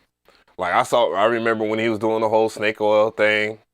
And, you know, he was going viral for saying, you know, Waves Audio plugins is trash and this ain't real analog. And then he kind of moved on to every other company. But at the same time, he was like pitching FabFilter and all this other stuff. And which I rock with. I guess, you know, some of FabFilter stuff is dope, like Saturn. The Saturator. Yeah. I was just about to say that. The Saturator. Yeah. That's disgusting for real, you know, in a good way. Because multi-brand distortion, boy. That's where we're talking. If we're talking about tape and stuff like that, if you really want to get that tape vibe, being able to mess with multiple bands, bro, you really can do a whole lot of tape saturation in ways that even is slightly better, I guess, if we want to say that. But more control because you have more direct control. Yeah. So, but. You know, I watched, we all watched this man like talk about this, and everybody was saying, oh man, we needed this in the community. You know, everybody's everybody says everything is good. And I'm like, bro, I say I flip in between good, bad, and the ugly all the time, but I'm not going to just do it just for a digital hug or get more likes because, you know, you want to get validated or feel good about going to these Juarez sites to download the software. But the grift. What is this? The Call of Juarez? Or wherever it's called. I just remember, you know what I'm saying? Nah, that's the name of a video game, Call of Juarez. It's hilarious, but yeah. But I watch cats like him, and there's more. There's so many more. It's actually even more disgusting. And then we call them industry plants in hip hop music, but I don't know what to call them on YouTube. Because they come out of nowhere with their SM Zeus ass subscribers, and we be knowing because we make content every daggone day of our lives. So they just jump in front of the line, and you know they got their edits and their 4K cameras, #MeToo and stuff. But once they start running out of juice, and once they get that little platform that they set out to get, they start grifting to maintain it. That's what it is. It's like. These boys be running out of steam for real. They be running out of steam, and they be sniping content creators, topics and ideas, format styles, edit styles, even for a long time, I think I was one of the few people, and not the only, but one of the few people in the music production space would do that jump in with the camera and then the weird red effect and all that stuff, like anger and stuff like that, and weird little meme videos. And you too, you always used to implement stuff in your streams with what was that, brother, what's his name, Mr. Different? Yeah. Oh, Mr. Like, Different said, "Fuck this shit altogether," and got him a job. Yeah, that time period though, we've been on that type of time since then, like before then. So I don't know. I see it too, Av. I just don't know what to say because at the end of the day, the community is what has kept me present, and it's the community, the greater community, I guess, keeping them present. So I don't even think going forward into 2025. We can't even worry about them, bro, because I know they tapped out. I know they're running out of gas. I know they can't do another struggle plugin review. Nobody cares. Your music is cheeks. Stop downloading that stuff off of Beatport and pretending it's yours. And then just on the strength of like the fact that our mainstream culture is kind of, you know, in a recession, if you will. Right. They can't even, you know what I'm saying, parallel and mirror the mainstream topics, bro. These people actually pigeonholed themselves and niched themselves. Like me, I always did what I did and did the 3 a.m. stuff because that's just who I am. These people try to make it seem like they're professionals, like someone's going to hire them to mix a struggle record. Cut it out. Cut it out, all of you. I see your hairline like this and your glasses. I know who you are. Stop playing with me. Not he hit him with the Prodigy type shit. Cut it out. Come on, man. Cut it out. Yeah, when I saw it, and then all of a sudden you're doing Temu and shit like that. I mean, I did a Temu video or whatever, dog. And mind you, my Temu video, I was like, dude, I know it's coming. And I'm not trying to say that Temu music production gear is the best, but nigga, if I was someone that was super struggling and I didn't have no gear, dog, I wanted to make music, bro, I'm gonna get something. You know what I mean? But yeah, I even said in the video, I was like, dog, this ain't the pristine shit. But when I looked at homie's video, I was like, bro, you totally switched the game up, dog. You totally switched the game up. And then you know, some other people, they call people out. Now you got the people that call people out and then have Patreon links and shit. And I'm like, oh, that's the wave now? Like that's what we do? We go call people out for the Patreons and shit like that? I guess. Yeah. I guess. The spiritual community on YouTube kind of spearheaded that energy. So yeah, I'm seeing it enter the music producer space for sure. I had a brother come out of nowhere, kind of like calling me out on his live streams, and I still don't understand why or who he is, but some people called me about that because they're out in Los Angeles. And I was like, don't even worry about it. It's just the nature of this game. Like, I'm not vexed at all. People say whatever the hell they want to say, but them beats though, let's not forget why we here to begin with. Like, right. If you ain't making slaps, bro, I don't want to hear nothing you got to say, honestly. There's like, because we've been here for years now, like, and y'all haven't made anybody get better. How? Right. You know what I'm saying? Yeah, because it kind of, what really pisses them off, I guess, and I've actually heard it from someone's mouth, when I pulled up on the whole producer grind Cymatic shit, dude was telling me, he's like, yeah, man, you know, I always fuck with you because you 100, and it's good to see you out here with this energy or whatever. And yeah, I was like, dude, I was pulling up to check and see what everybody was talking about. You know what I'm saying? Like, I wanted to see if, you know, and big shout out to TB Digital or whatever and what they do. But so I'm not knocking them or anything. There's just a whole bunch of stuff that I knew I was always right about, you know. Yeah. People purposely pirating other people's shit. People purposely selling other people's stuff so that people won't grow. You know what I'm saying? I told Pain One was like, what? So you gonna do a video about it? I was like, nah, dog, I'm gonna let it fold because someone's gonna get mad at someone and they're gonna say something. And then everybody's gonna see what it is. Av, what are we talking about, Av? You said someone, something, someday, somehow. What are we talking about? I'm not reading between the lines, sir. Oh, what's the situation at least? What's the situation about? I'm not familiar. There's people that purposely fuck with other people's content and their products that that pirate your that send your stuff out, pirate it, put it on war sites, and then they sell it for crack prices, and they have their own legitimate business. You know what I mean? So it's next. Yeah, So they're double dipping. I knew a kid on Facebook selling contact banks like that and had my Japanese loops in it. And I was like, the hell wrong with you, boy? Listen, don't let me get my can of feathers out, boy. I'll end your whole bloodline. Don't play with my stuff like that. None of you. Don't do that. Whatever you do, don't do that. So yeah, I knew something.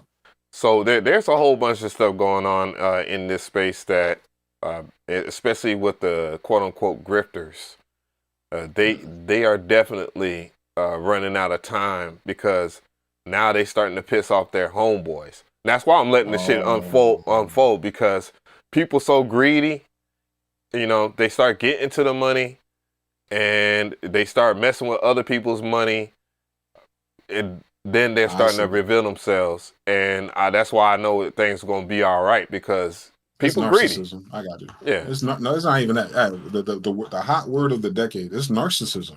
What you're describing is a narcissist. And a narcissist is a side effect of a sociopath, psychopath, or a dark triad. If y'all don't know what I'm talking about, grave mistake. Y'all should look into it. Check out your baby mamas, your girlfriends, and your mama against this test too. But narcissism in this society is hitting peak cap. So they're unable to hide or pull stunts off against the innocent and ignorant anymore. I mean, that's what we're seeing with some of the industry people. We see their narcissism and gross abuse of people catch up. This is what we're seeing with a lot of sisters in the dating space. It's their narcissism and their delusions, or what do they call it? Gaslighting, that's catching up to them. You're seeing this in our country, right? Where this country has had a benign neglect policy against people like me for years now, and that's narcissistic as a whole. So I think narcissism as an energy or as a way of life or as a modality is running its course. It doesn't have any new moves, bro. So like Cat Williams had announced at the top of the year, this year is just the reset of like people's, I guess, sensitivities to this type of stuff. Like people are tired of being gaslit. People are tired of being misled. People are tired of people doing such corny and tasteless things for a few ad revenue. You content creators, you jacking content and stealing the homies' creative work so you can get $3 extra on your tired video. And it's the fact that they'll do it and they beats still be whack though. Like that's the thing that like I can understand if you had some bangers and you about to like, oh, I need to get on somehow. I need the attention so you can hear these bangers and boom. Nah, they do all of this hijacking and reinterpolating your video ideas and stuff just to put out some pumps. Like, come on, bro. Philly Soul Man did that already. Can't we get something new at least? I'm tired of him, man. I'm tired. Yeah. Tired of him. When I saw some, I don't know. Sometimes I try not to. I see people putting hearts in here. I'm trying to keep it light, but I'm seeing people like they're acting like their opinion matters on something, and I'm just leaving it alone. And in certain cases, you know, with all due respect and understanding how community works, just certain people just tune in to certain people because hey, you might look like them, and you know, or y'all might share some of the same ideas. You know, you might not fuck with someone because, and this is where you see the regurgitation of someone else's content come into play. It's easy to regurgitate. Even people like Gary Vee, I will mention him. Like, man, that nigga, like, bro. And I read his book too, and I was like, bro, this whole book is cap. This book is a copy of someone else's work, and this nigga is being praised for taking other people's general ideas. Like, it's crazy. But you start to connect the dots. You understand that community works in that fashion, that people tune in because someone being relatable to them. Yeah, it has a lot to do with, one, you look like them. Two, you share some of their ideology, and you like their energy because it seems like everything is all good just a week ago type shit. And I'm just like, I'll just watch and stay in my pocket. That's why I just jumped into the mini documentary type shit. Because I know if I jump into the mini documentary type shit, then that means that, bruh, you're going to have to do, one, a lot of these niggas don't want to do research, you know. Two, they don't want to legitimize their research either. Three, they don't want to do the sheer amount of editing. You know what I'm saying? So that has been a safe space for me. Using the word safe space in this point is crazy, but that's why I'm looking at shit like the Alchemist video. I'm like, yeah, copy that, bitch. Like, get your MPC 2500, my G, and understand how Alchemist really samples, because it's not gonna happen in Fruity Loops. You know what I mean? Hate to see it. Like if you gonna try to break down using Slice X, and even Serato isn't set up. Serato sample isn't set up the same way as the 2500, bro. At all. It's dope, but it's not like the 2500, and you will have to understand that. You know what I'm saying? So that's why I like talking. That's why I thoroughly enjoy making that Meet the Grams video. You know what I'm saying? Because I know people weren't gonna be able to just. You know what I'm saying? Just I know. Yes, you can do it in FL Studio. Good for you. But the authenticity isn't there, and that's where I'm trying to be. That's why I'm trying to brand myself as authentic. Yeah, I was about to say autistic. You lucky I show y'all a little authenticity. Yeah, you know what I'm saying. So if it's authentic, people are gonna tune in for that 100%. Real talk. You know what I'm saying? And I know all we got to do is be ourselves. It ain't even the formula or the format. Which you pointing out though with your new format, because I've been low key. I got 2 4K cameras now. I got new webcams and all this stuff. My that where you been? Because she do content, bruh. Like Shorty was like, "Yo, how come all your videos look like you in the Civil War?" Like she was like really on my head top about upgrading, getting LED lights and all this stuff, so I could look like that one dude that came out of nowhere with an Akai fire. You know who I'm talking about. But once I got past that and understood it, and I started researching the more modern video editing stuff, I was like, I could take this to a whole nother level for real. And I think that energy right there that got you on code like that, that's inspiring me to get on code like that, that's just blessings, bro. Because we're creatives. You understand that? Like you sidestep some nonsense and you kept creating. Like I've been through it all and I just kept creating because we're really pure creators in that sense. Others who kind of just did this for a paycheck or ad revenue or hijacking affiliate links from brothers and stuff, which was really foul and dirty.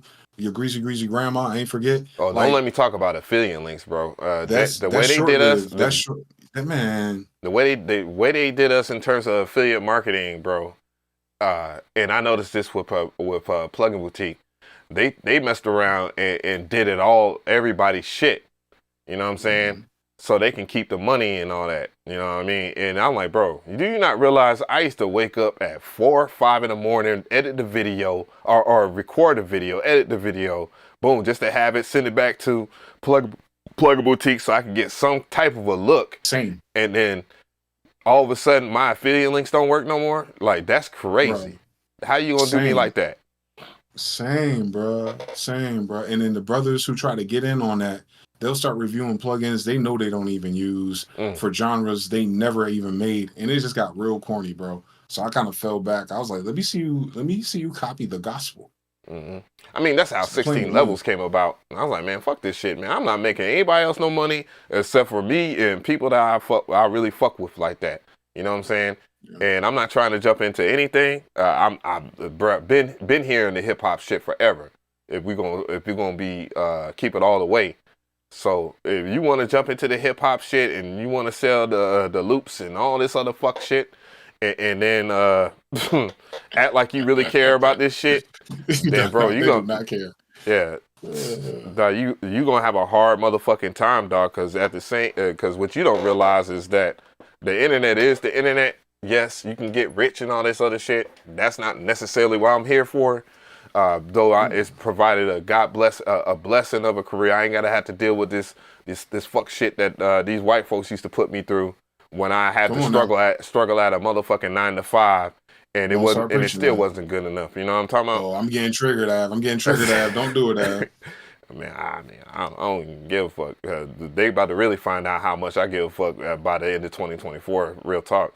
But you know what I'm saying? So just navigating this shit is just about watching how it unfolds, because there's people out there. I know I'm not gonna even mention no names because I don't even want to prep them up so that they get their shit together. I'm gonna let them fall because people know shit and they just waiting. You know what I'm saying? They certain people are aligning with other people to try to fuck me over, and guess what? I don't care. Cause I'm gonna tell you right now, you come at me on some private shit just so you can get some public shit, bro, I'm not gonna respond to you at all. But you're aligning with people that nobody like, and at the same time they got an agenda. And I'm telling you, between Cat Williams and Kendrick, y'all niggas' time is up for real. and funny enough, some of these folks are making excuses for a lot of the fuckery in this space and are actually tied into that shit. So enjoy, enjoy, because it's going down. It's going down. Words to the wise, man. Like what Fat Joe told us, today's price is not yesterday's price. It's gonna be the same thing with the new energy and spirit that's moving just within the creative space. Because, you know, seriously, but kind of not seriously, music producers, musicians, and anybody who kind of participates in this craft, if you will, we're bona fide magicians for real. You understand? Like the muse in music, right?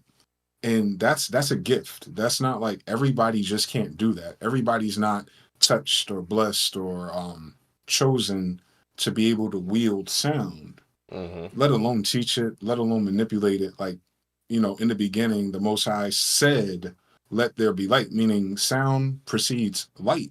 So everything you say produces a physical particle, you know, counterpoint. So it's the same thing when we're creating. And I think that's what brings me into it more than anything. I just love creating something out of nothing. But a lot of people have, like you said, have grifted that, have abused that, have misused that, have stolen, hijacked, or, you know, renamed things and did all kind of tacky stuff for clout. Remixed. And their ugly ass girlfriend. But the spirit is going to reward you for all that nonsense. Know that. And I ain't going to say nothing else about it. That's it. Yeah. It's funny. I like the fact that when we chose not to do certain things, that they ran out of ideas. Like, and in particular, the pivot to the groove box, you know, and now this quote unquote niche is starting to fill up with a lot of the goofies and shit like that. You know what I mean? Yo, Av, how do those people who got the Ableton Move get it before us? And I know me and you both had like Ableton runs. I've been on Ableton since forever. Like, how do they skip past us to market something that's obviously would benefit from chopping samples and drums and the things that we obviously do? Like, why do they get the guy who wants to make a deep progressive techno joint? You know, what is that about? What do you think that's about? Honestly, I do think that everybody, you know, I'm not gonna sit here and try to do no dub techno or certain things. You know, I fuck with jungle shit and drum and bass because that's just a part of that's a branch of hip hop. I'm just saying. I'm just saying that nobody trying to learn Ableton Live is looking up deep dub techno tutorials. So why are they giving you know what I'm saying? Because they think that their audience is 100% locked into that, and it's a myriad of things. But the first thing is the way I look at it, because I ain't holla at Beats by J Black. I don't know if he did anything with the move. You know, I know they tried. I haven't seen that one. I gotta check him out. I know he had the push 3 or whatnot. I knew he had that for a long time, you know. Okay. But you know what I'm saying? He had the push 3 and he pulled up on me and whatnot. They got El Dre. That's the representation for black hip hop. So, you know, they pick out who they want to pick out for this space. And if we really want to, where is this, Germany? Are we still using safe Negroes to do unsafe music tutorials? That's crazy. Hip hop has never been bitch. Man, look. We're talking about hip hop. Hip hop has never been bitch. What are we talking about? Man, you understand what I'm saying, Av? Like, even in Atlanta, bro, like the Goody Mob and all them boys, none of them was bitch. So like, ain't shit, you know bitch, what I'm saying? I don't want to be too, disrespectful, but I'm just saying energy wise. For real. No, I get you. I get you. Trust me. I sit there and watch that shit. You know, same thing with the microchord, nigga. That look, the microchord was considered shit by a certain group of people. But another group of people tore that thing up, man. Come on. Let the And Neptunes do one track for Snoop Dogg, and it was it. And it ain't look like Bo Beats or Loop Pop. Fuck it, nigga. I'm gonna keep it a Billy. They ain't look like, and Accurate's my nigga, but they ain't look like motherfucking Accurate either. Okay. I didn't think so either. Because that's not why I would have wanted one. Right. You know what I'm saying? We all know Dilla used the micro cord along with Black Milk. Chad Hugo. Mm-hmm. And a lot of brothers in this space. And a lot of other brothers. You know what I mean? Artists. Young Frosty, Ryan Leslie. Come on, we keep going down the list now. Right. The hits and urban with those same tools come from us. None of these people they send for representation and nice edited videos ever did shit on that level. That's why I'm salty about it. I'm gonna keep it a Billy, nigga. If we're talking, see, this is, man, dude, don't get me hot, but I'm gonna keep it a Billy, dog. If it's really about that, one thing I've noticed about these companies, anyways, in general, and this is, and y'all wonder why I fuck with Akai so fucking heavy, dog. A lot of these companies, man, they got this thing. I remember, you know, someone telling me, oh, they're not racist, they're not this, they're not that. Nigga, first of all, if I type in this, that, and the third, and it's only a certain set of group that they're catering to, then my nigga, I don't even want it. Fuck it. You know what I mean? Secondly, it's not, and people will say, oh, well, it's about subscribers. Nigga, I'm at close to 150K, nigga. And I've got this shit out the mud. Most of these cats were, especially fucking. I'll mention fucking Bo Beats yet again. And Ben Jordan. I was like, Ben, chill. But on some real shit, like talk to him nice. Bo Beats had surpassed me at one time, but he had support at the very beginning of his YouTube channel. They all seem to have that. Miraculously. So, and then 3 videos before that big video, which is very interesting to me. Right. So it's not about the fucking numbers, because I've been there. I've always been prominent in this space, and I've had to work 10 times harder. But I just accept talk your shit, Av. Talk your shit. And I've accepted that I will always have to work harder than my ops or whatnot, and that's what it is. I just have to work hard. Y'all. You know what I mean? Got a testimony. I've definitely approached a lot of these companies. They told me shit like, oh, you need to make a media kit. Okay, boom. Went to canva.com, made a media kit. Bet. Oh, well, you ain't getting this on social media. Okay. Well, fuck it. I don't even fuck with this social media shit like that. Real too tough. You know what I'm saying? I'm here for the education. Let me speak on it, Abs, because this just happened because we mentioned Plugin Boutique earlier. I think I've made them close to $100,000 through their affiliate marketing from 2017. You probably made them way more than that. But check this out. Yeah. Come on, let's talk about it, because we don't know that all those numbers are reported. But with the numbers I can prove, right? I had sent an email because they're looking for content for some of the new plugin sales that are happening. I guess everything is gearing up for Black Friday soon. And these jokers are going to sit here and tell me that certain plugins, you have to have a minimum views for your last video in order to be qualified. And I thought to myself, because, you know, it wasn't in person, I wasn't talking to a human, so I didn't, you know, go there. Not you saying they're a bot. The audacity to suggest to me, someone who has ran up 6 figures for you, that there's a threshold in order for me to get some gang goofy plugin, as if I don't have everything already.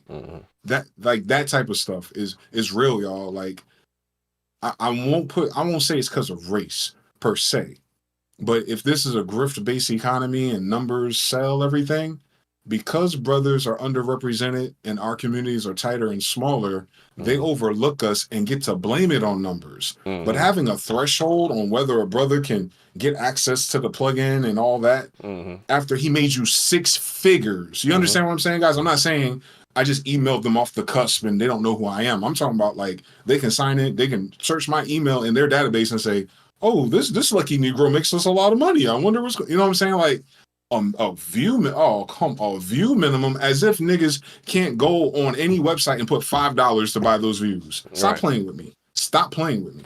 Prices went up on the SM Zoo shit because it's so popular. but no, but listen, there's 3 other ones. oh, Trust me. True. Trust me. You know, the Chinese and Indians will get it done at the end of the day. It's the end of the day, bro. Mm-hmm. Yeah, my thing is with the whole VST shit, and you know, I told a certain company, I'm like, bro, don't send me, and I don't got bougie, I ain't gonna even hold you. Don't send me no VST plugins and shit like that for me to do your petty stuff, and then you gonna send this clown that got less subscribers than me something, and then he's talking about, oh, well, I do get a lot of, nigga, you only getting views because you the only person that got it. There's only like 4 or 5 of you motherfuckers. You know what I'm saying? And trust me, nobody wants to come in there and hear your fucking C major bullshit on your keyboard. You know what's crazy, Av? How you're breaking the algorithm? And no, I'm copying you too, Av, and everybody else. You better, nigga. Format. I told Curtis. Listen. That reaction format, Av, is going to have them other boys in a pickle. Because we're going to see who get the real views in a minute. We're going to see who get the real views in a minute now. Keep that same energy. Mm-hmm. Wait till I get my CapCut Pro template license or whatever the hell I need. You watch. Descript, bro. Descript. Come on now. Easy. Opus, AI, come on, let's go. Yo, man, listen. I'm trying to tell you, dog. I don't even get that, dog. Like, some people getting upset about that. I'm like, nigga, I don't give a fuck, dog, because people clicking on this shit. You know what I mean? And I was telling Curtis, I was like, nigga, this space right here is too tainted for me. I've been told that on many occasions that the shit ain't good enough, and I'm like, bro, let me point to you what my shit looks like versus his. And at one point, and I had to say, and yeah, I'm gonna mention these niggas because I don't use your shit no more anyways. Rolling. Ouch. You know what I'm saying? I don't use that fucking SP404 Mark II. Fuck that. And it's good. It's good. I'm not hating on it. I know people gonna come in and get mad at me about that. But nigga, anyways. And when they try to tell me that I can't use certain things and all this other, I say, nigga, first of all, when I was dropping SP404 videos, dog, there wasn't a video that didn't get at least 20,000. That should tell you something. You know what I mean? There's people that are begging me to do a masterclass on that SP404, and I might deliver on that shit just to show people how to properly fucking make a beat on that some bitch. Look, you know what I'm saying? Look, I ran through the SP404 since Machine Masters days. You understand? Back when X Temptation was still alive, and every time I try to reach out to them or hit them up on it, like on that level, because I did the lo-fi course with SP4 Machine Masters way back. They act like I was, who did it? Who's you, Johnny? But shout out to the Rolling Cloud team, because that's a different portion. They always showed me love. But the hardware companies, for whatever reason, I mean, Akai, I don't have no smoke or beef with, but they've never made a point in contact with me. And like, I had people with big records posting memes on Instagram of me and my gold MPC. Like, you know what I'm talking about? I'm talking about the 808 Mafia dudes, the Sweden ones. Like, and they act like I was like, Johnny, who did it? Like, I'm like, bro, that's ill for real. Just to see some ugly dude in his mama's basement get on there and make a damn struggle beat out of nowhere. Like, nobody know who you is. I can do produced by their producer name and not a beat come up, not a store come up, not a song come up. But you type MG the Future in Google real quick, because we had Bruce Lee in the chat earlier acting like his Google don't work. So, like, you know what I'm saying, Av? So, like, if it's not because of the hue of my skin, what could it be? Right. Yeah, man. I try not to get into these topics or whatever, dog, but it is what it is. I'm not gonna sit here and act like it. And it doesn't just necessarily have to be me. Like, dude, this nigga Archie Beats. I'm gonna just use him as an example. This nigga is nasty. This nigga is nasty on the keys, bro. I gotta check him out. You know what I'm talking about? Like, you can use him for some of this shit. I don't want to sit here and tune in to someone playing C major weak ass shit, and I'm not feeling it. It's not gonna sell me into that gear. You know what I'm saying? I don't necessarily have to need it, but I watch YouTube too. I might be a content creator, but I also started off as someone that was leaving YouTube comments and trying to big up people and stuff like that. So it could be anybody, you know what I'm saying, in this space. But I'm tired Real of the life. the goofy motherfuckers that want to sit here and talk about how does the square of waveform sound like with their oscillator, with the little virtual oscillator shit spectrum in their video, and that's supposed to be get me enthused about it. Nigga, I know how to read a manual, my brody. You know what I'm saying? Damn. They love them boys. Them boys with them Euro mods. They love a mean oscillator scope, don't they? Yeah. Ooh, I could get it to look like Batman for my struggle techno beat. Like, boy, I'm not. Can't go kill me. Look. And It's then all he love said at just the end of the day. And he sent Just Blaze after me on IG. I'm like, bro, why is Just Blaze got beef with me, bro? And Brody, you might got all the you got all the sauce, bro. You got all the places, my G. But don't fuck with me on this music shit. You'd be surprised. There's a lot of people on YouTube that are massively talented, and I'm pretty sure you know that. Don't play me like that. bro. You know what's crazy, bro? We've made more beats on camera than most of these people made in their life. Oh, let's talk about it. Yeah, let's really talk about it, because ain't nothing worse than seeing. And big shout out to Manny Fresh and my Louisiana niggas, man. The niggas be cooking for real. But dawg, there's some cats, man. I swear to God, like, you got all these hits, nigga, and you struggling on camera. It's crazy. I don't need to do that. Only on camera. But that's what I'm saying, Av. You realize a lot of these people back in the day, like for instance, Boy Wonder, his first beat CD that got out was mixed by Jason Joshua. How you gonna get missed? How you gonna miss? How you gonna miss if your Fruity Loops beat is being mixed by Jason Joshua before you knew who that was? Like, you can't miss. A lot of these people have help, y'all. A lot of these people got assistants in the studio that do all the dirty work. A lot of these people got cousins, brothers, uncles playing guitar and real bass lines on their sample beats, and then they take the name and the credit, of course, as the producer, but they talk like they did it all by themselves. That nigga Hit Boy. Whereas in real life, that nigga Hit Boy gonna kill me for this one. You get put on gonna kill me for this one. You see me on camera. You can see my damn keyboard. Like, I'll play it on camera. These boys with these so-called hit records don't play shit on camera. And I want you to clock that. I want you to peep that. Why is the dude that's known for playing the keys and composing got a nigga on piano in the studio? Know that. And I ain't talking about for R&B and beautiful compositions. I'm talking about for Detroit type beats. Stop playing with me. Stop fucking playing with me. Give them boys their credit. Damn, we don't went there, dog. Shit. I'm trying not to laugh, but I already know what's gonna happen, dog. Damn. Tell the truth, shame the devil is gonna happen, bro. Damn. I'm in too deep now. Overload, what's poppin', my G?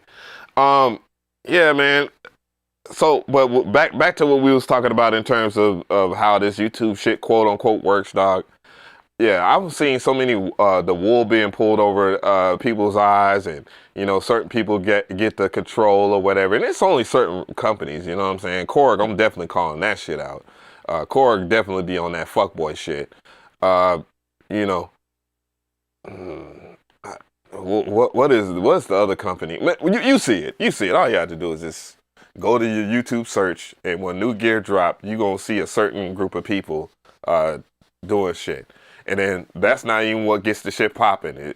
I remember when you said this shit a few years ago.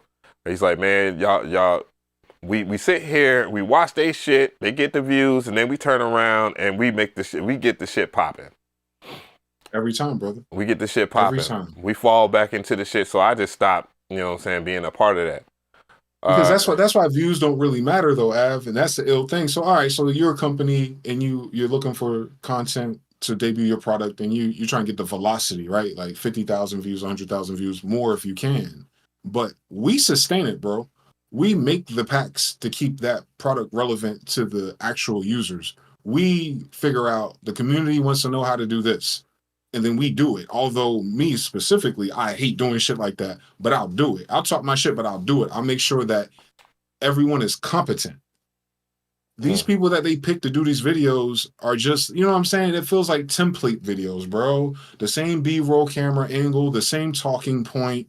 Like, no opinion. I appreciate it no for fucking production, opinion at all. But it's but it's not. Yeah, it's vanilla. It's cookie cutter. It's AI, bro. Like, and AI is coming to replace all of us anyway. But there's some AI ass people out here who not only do they give them the equipment first, but then they pay them. But then oh Lord, I don't know if you go to any of our channels and just type in SP404, brother. If I have 100 of those videos and you add up those views, who's cutting me a check? Right. You know what I'm saying? And then they play you like, oh, well, no one asked you to do it. Well, thanks, dickhead. I love music. You know what I'm talking about? I don't like that. I don't like that energy. I don't like that attitude, bro. Yeah. When it comes down to certain things, like remember last year when when Teenage Engineering dropped their cheap, and I'm saying cheap in price, you know, and in build, I guess, because there was quote unquote Fader Gate.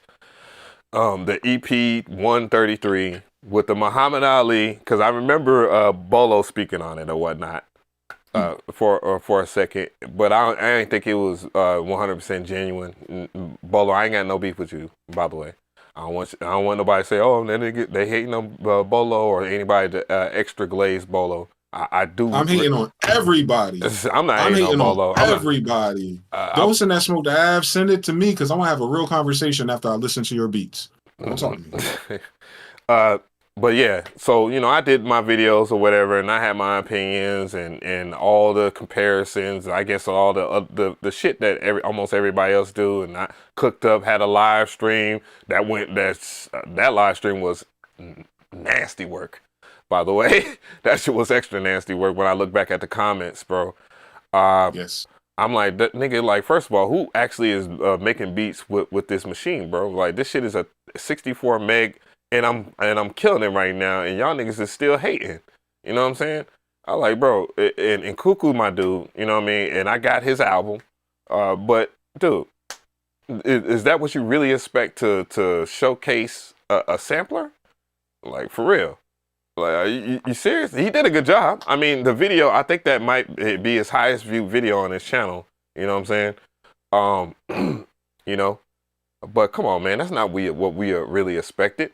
And then there was some new guys, just to your theory earlier about, you know, oh, it's about how many subscribers you got and all that, you know, the jazz that they shoot us when we try to collaborate with them, and we just trying to do an introduction or whatever because we might like the product or whatnot. And yeah, right. Truth be told, a lot of this stuff is in our lane, Av. That's the only reason why we know about it. It's in our lane. Like, we make sample based music. Like, hello, like, you know what I'm saying? Like, it's not rocket science. We're not asking for a digital performer concerto note magic wand reading, you know, device. Like, nigga, we talking about samplers here. You know what I'm talking about? It's like Allen Iverson. We talking about practice. Nigga, we're talking about samplers. Samplers, my ninjas. We're talking about samplers. Like, it's not even, you know what I'm saying? I'm not asking to test drive the Ferrari and I ain't got the class license for it. I'm not asking for, you know, a $60,000 Euro rack mod. And yeah, I don't know where the LFO goes to the cloud lifter, into the preamp, back into my Zulu. I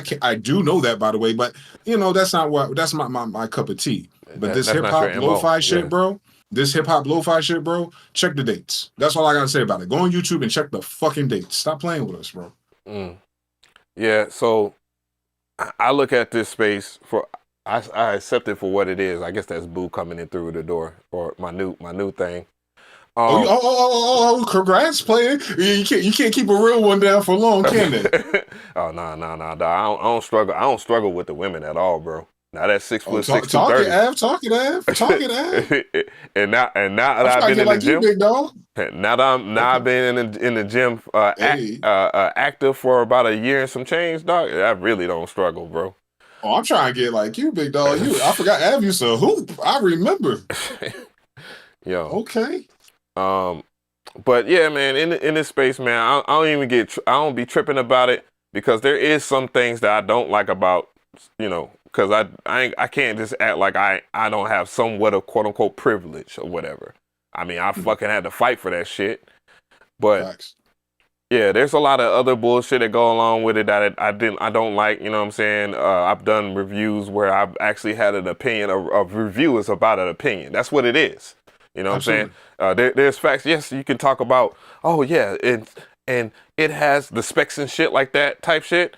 But it's really the review is about the opinion and if it actually works. I'm not gonna tell someone if it's for you. I never do. You know what I'm saying? Even not even with the MPCs, nigga. There's plenty of niggas that I'm like, bro, if you gotta ask me, is the MPC for you, bro? I'm gonna tell you no all day, every day, because I'm not about to sit here and tell you that, and I got like a billion fucking tutorials on my channel, and there's a crap ton of dope ass content creators that have tutorials that you can watch too. Because I'm not gonna just sit here and monopolize all this shit and hate on other people that do the exact same thing or better, man. Like Jay Freshman, that young cat, he's dope.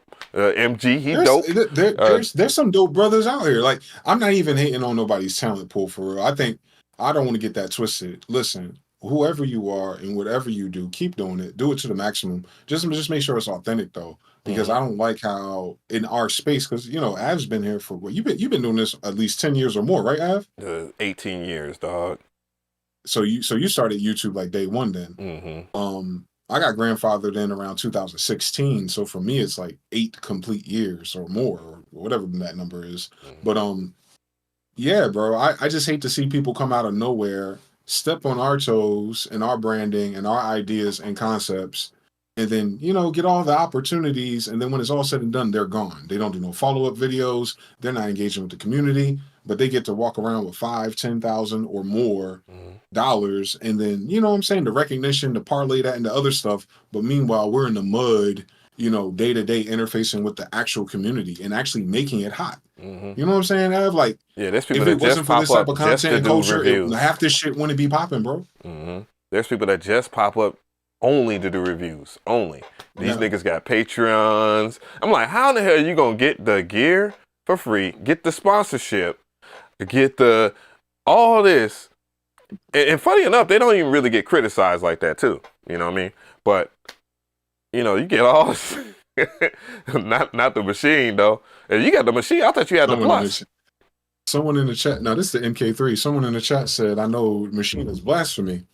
And I was like, "Wait, what are you talking? What are you talking about?" Once you listen, all things are possible through Zulu, who strengthened me. Just know that. Just know that. Yeah, I'm not gear biased, dog. I love the MPCs and all that, dog. But I just love making music. So whatever works, you know what I'm saying. So when people be sitting there talking about, oh man, nigga, he MPC shield and all this, the new goofies. I'm like, nigga, first of all, nigga, you don't even make music, bro. Like you don't, and when you did, nobody was even on your channel at all, bro. At all. Do you remember? Yes. Posting them struggle beats in December. Niggas was trying to do tutorials and niggas was listening to their shit like, this is hot ass. And and funny enough, they don't, they ain't a part of the community anyways. They are different. They got their own community, and that's how the whole negative grift started in the first place. A lot of these niggas be envious and shit. You know what I'm saying? And they acting like they'll look for it. And last year, the funny shit about last year with me and EA Ski, I'm like, okay, you reporting on shit like me and EA Ski shit, bro. But who in the fuck was checking on you anyways? And then some people even plotted. And one thing I really learned about the whole EA Ski situation is that niggas really was envious, and they plotted to make this shit a thing. You know what I'm saying? How you write you quote unquote cool with me? You can't be cool with me and then be on the other side. You know what I'm saying? And now you look really weird. Yeah, but that's what I'm saying. There's what I've learned about life, and let alone internet life. There's loyalty for a lot of people. Unfortunately, it lasts as long as the shine or motion lasts. As soon as they feel like they can't get no more motion out of you, they're quick to turn on you. I've lived through that. I've witnessed that more than a couple of times. Like people real quick to be your friend and buddy in their face if they can find a way to parlay that into their own attention. But then they take these white hot moments to turn on you so that they can even get more attention from the next person who they think has the motion. You know what I'm saying? Av, like it's worse than a gold digger going from NBA player to rapper. You know, we got groupies in the producer community. You understand what I'm saying? We got groupies here, bro. Like so that's what it is. It's a very feminine trait. It's a very narcissistic trait, and it's the devil, bro. It is what it is. They never win though. That's the thing about them. They never win though. So know that. Yeah, yeah, bro. Like that's the other thing. Like, dude, how you gonna turn on me and then your new messiah don't even fuck with you either? like, how you do? Like, and then at the end of the day, the nigga fuck with me. It's crazy. Like, that's how one tribe becomes three. I already know the story. that should be a lesson for a lot of you dudes. Y'all gotta watch who the fuck you rock with or let into your quote circle. Your energy. You know what I'm saying? Your energy. Yeah. I was about to say energy, but you know the sentence wasn't gonna work. Because a lot of people don't have the greatest intentions for you. A lot of people they envy you even if you are helping them, or if you can't help them fast enough, they will turn on you and shit like that and try to find. Someone said feminine traits. Yo, there's a lot of that. Offering. He's preaching. So you gotta be careful, man, because they come for you. You know, everybody cheers for you when you the guy that's quote unquote the underdog. You know what I'm saying? Yeah. But the moment that you really start to take flight, nigga, they just turn. A lot of people will turn on you. That's what it is. I mean, I've had this conversation with Curtis. You know, I'm Curtis King. I like, dog, I'm gonna tell you right now. Be careful about the fuckers you hang around. You know what I'm saying? Because they envious of what you got going on. You know what I'm saying? They might even use your platform for whatever it is. You know what I'm saying? I had a conversation with someone else. I ain't gonna say who it is because you know we look like we ops.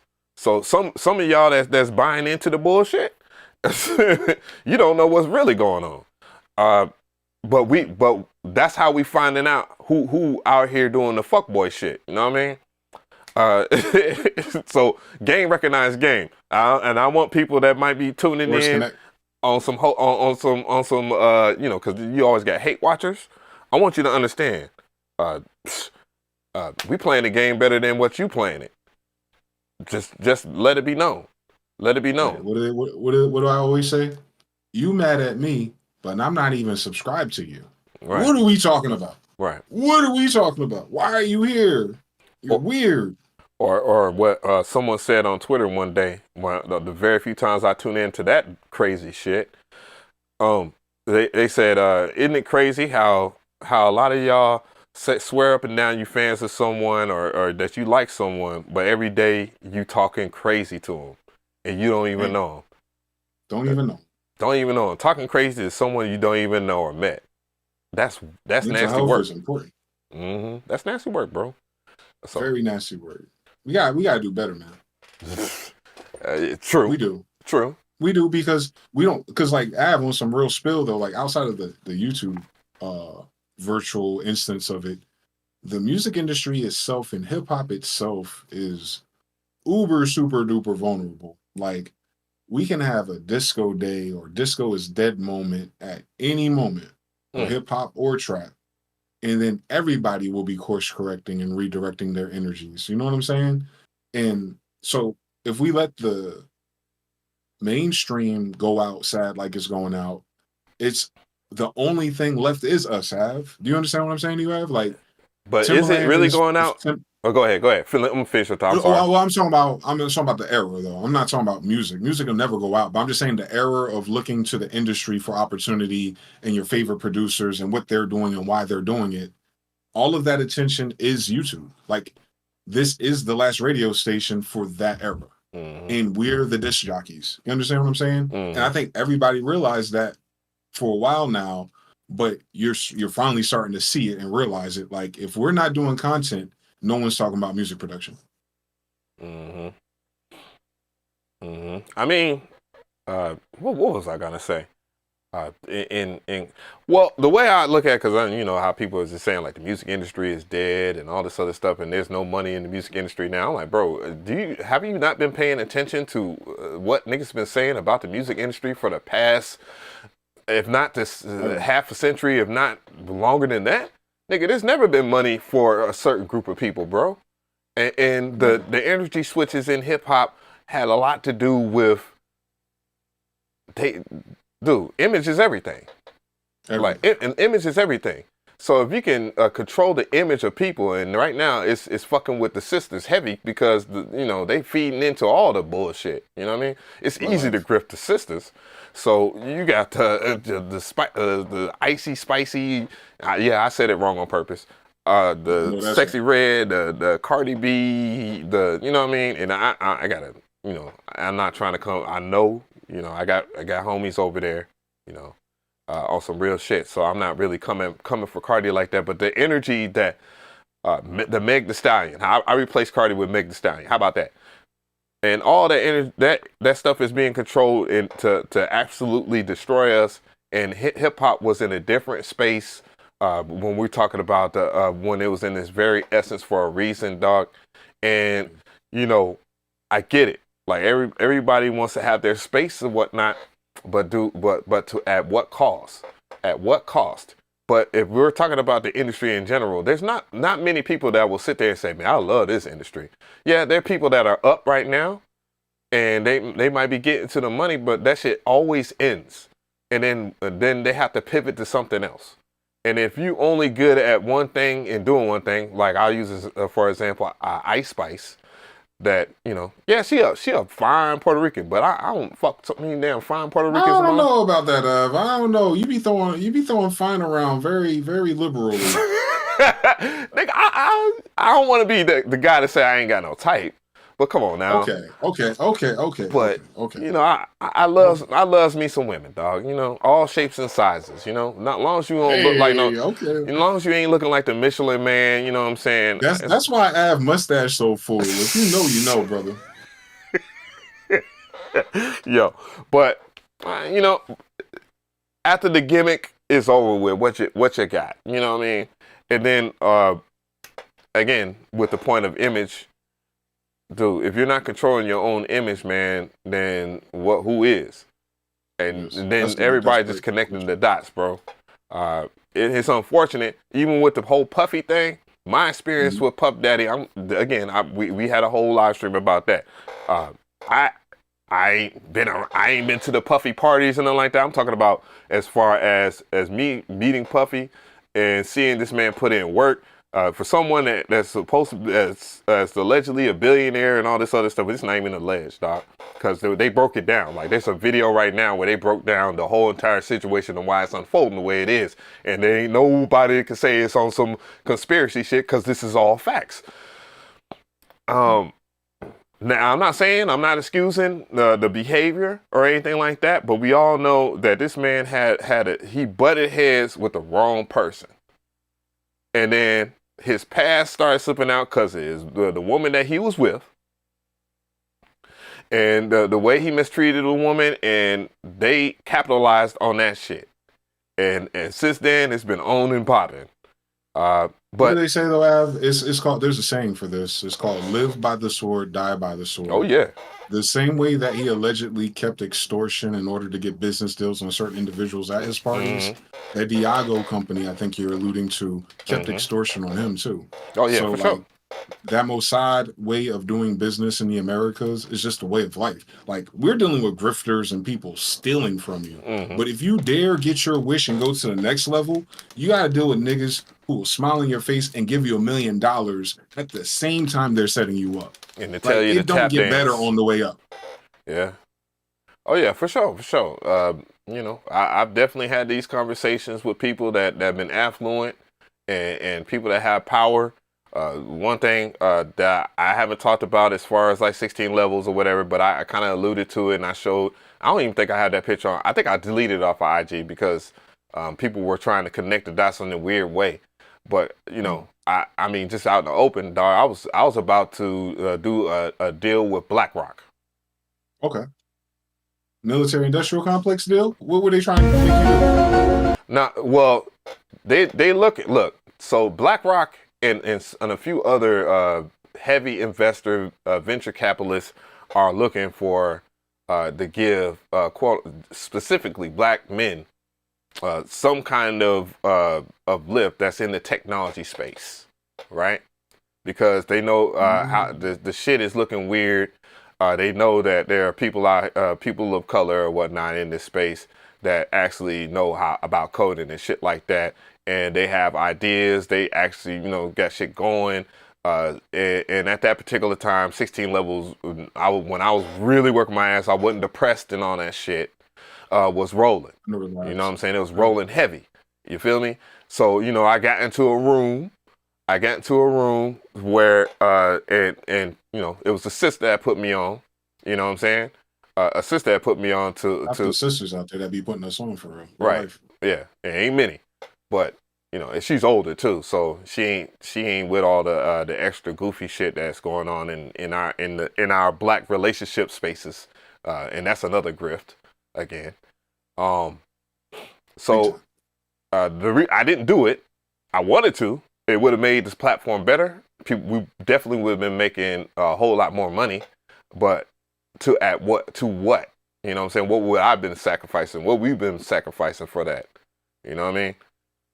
Because there's always another play at the end of that hallway. You're right. Right. You know what I'm saying? Once they look at the ROI, they see that you're making money, and they see that everybody is quote unquote happy. They see the image and all this other stuff. How much of the image was they going to control?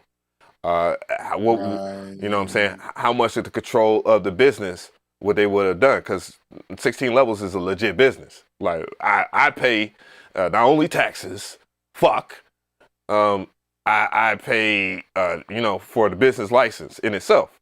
So everything is legit. Like unlike the grifter sides of the sample based shit, or in that space, I've actually pivoted in areas where other people haven't even thought about, and some people even tried to remix in that sense. Granted, and I noticed it because some people have stepped off of 16 levels once they started seeing what the work was. You know what I mean? So yeah, there's a whole lot of shit going on. Dog. We ain't gonna even talk about that on live stream, but I get it. But I've seen things dissipate. And I also seen other people make come-ups off that shit. But, with the whole BlackRock thing, dog, I just said no because, there's some things that a lot of people don't know. I do code. I do know how to code, like Python, all that shit. So do I. I went to high school for C++. So, yeah, that's what I got a minor in. Or I got a certification in C++. Nice. So, yeah. A lot of people know. The only person that really knows that and had some interest was MXX Audio, but I'm not going to talk. I was using Borland compilers and everything in high school. But I converted it to back when Macromedia owned Flash before Adobe. They had the ActionScript language. Like I wanted to make my own little Flash video games and interactive websites and shit. So you had to learn it. Yeah, and now it's this shit is sweet. Like a lot of people don't know, like the other parts of the industry right now, especially in coding, they're actively looking for, because you already know, you got the weirdos on YouTube. When a black hero pops up and whatnot, it's supposed to be woke and shit like that. And woke is a new way of saying nigga. By the way, that's the new way of saying nigga. Look, then I'm woke AF, brother, because I'm all the way that. You understand what I'm saying? Right. Listen, they can call me what they want, but that's what I am. Because if you look in the Oxford Dictionary of the etymon of what that word means, all it means is an American Indian. So I'll be that. Right. Word to Redman. I'll be that. Yeah. But yeah, the whole coding shit right now, it's if you were to get into like for example, a lot of the new games in the indie gaming industry or whatever, they're developed using the framework called Unity. A lot of the guys that are kicking ass, the dude that did the Blatro or Balatro, I call it Balatro because that's how it's spelled. You ain't played Blatro, the poker game? Yeah, so they use he used Unity to develop that shit, You know what I'm saying? Nice. A couple of other games, I guess Enter the Gungeon, you know, because when I game on some different shit. Like, you look at me and you think, oh, this nigga playing Madden and NBA 2K. You know, that's the only way we're accepted in the gaming side of YouTube, is that we play NBA 2K or motherfucking Madden or some shit. I'm playing First Descendant, bro. Man, I don't even think people know what that is. Mm-mm. It's a Chinese Destiny ripoff. Damn. Nice. And that's kind of the reason why they're investing. And that's kind of the reason why they're investing in general in game. I mean, game is a multi-billion-dollar industry. They ain't going nowhere. They ain't going nowhere. Especially if they try to put us in the metaverse and put our brain in the computer to play the game to get money. So yeah, they ain't going nowhere. They ain't going nowhere. But specifically, there's VCs that have, and that's why I don't understand why these niggas that's getting to the money, man, they putting on their homies that's coming home from prison when you should be putting on the homies that are sitting in front of the computer. You know what I mean? But then we have Kai Cenat. Our community stigmatizes the so-called black nerd, bro. Mm. Oh man! And it's the black nerd you're supposed to be investing into if you're doing business. Did you pay attention? Or security, then you do the homie out the jail. But if you want to do tech, you invest in the black nerd in your family. Stop playing. Yeah. Did you pay attention to? And I'm still gonna react to it on my other channel. The what's the dirt situation when he called out the company man, when the company man called him out or did a reaction to his video. I haven't seen that. Yeah. So Curtis was on it. Curtis King was on that shit because that shit was wild. You know what I'm saying? He did the analysis on Drake's Family Matters. Like, you really need to break down Family Matters to people. That shit was the most direct lyrics you can ever get. Drake has never been deep. But he tried to say that Drake was deep because he said nigga 37 times or whatever. He didn't say nigga, he said the N word 37 times. And he said that because it's his age, and that he said the word nigga for every year he's been on Earth. Now, granted, I respect that theory because Drake is that kind of whack ass nigga, the corny ass nigga. He's not whack. Nerds. He's corny enough to think that that's Bible thump in terms of killing Kendrick Lamar. Okay. Yeah. But then he went to break it down some more, talking about well, I don't think that Drake would do that because his mom is white and he probably got that idea from his black side of the family. And I'm like, yo, really? My guy? His mother's Khazarian, and Khazarians study the Kabbalah and Gematria. So if there's any rhyming numbers, letters, or symbols, it would be from his mom's side. Tell these people to get outside and learn about people because they just be saying anything for real, I think.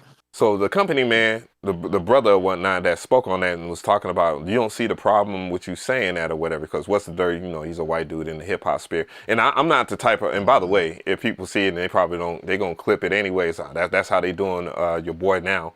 You made it then, nigga. What you worrying about? You made it. Mm-hmm. You getting clipped now? Bruh. You getting cap cut? You get somebody put their ugly ass face and they talking with you in the background on TikTok yet? Oh, that's when you know it's up. I don't. That's when you know it's up. I don't even fuck with TikTok like that to even care because TikTok is the biggest misinformation platform on planet Earth. That's where I belong. I told you to get in that space, dog. I told you to get in that space. If you're gonna do spiritual shit, dog, you can spearhead the spiritual community, bro.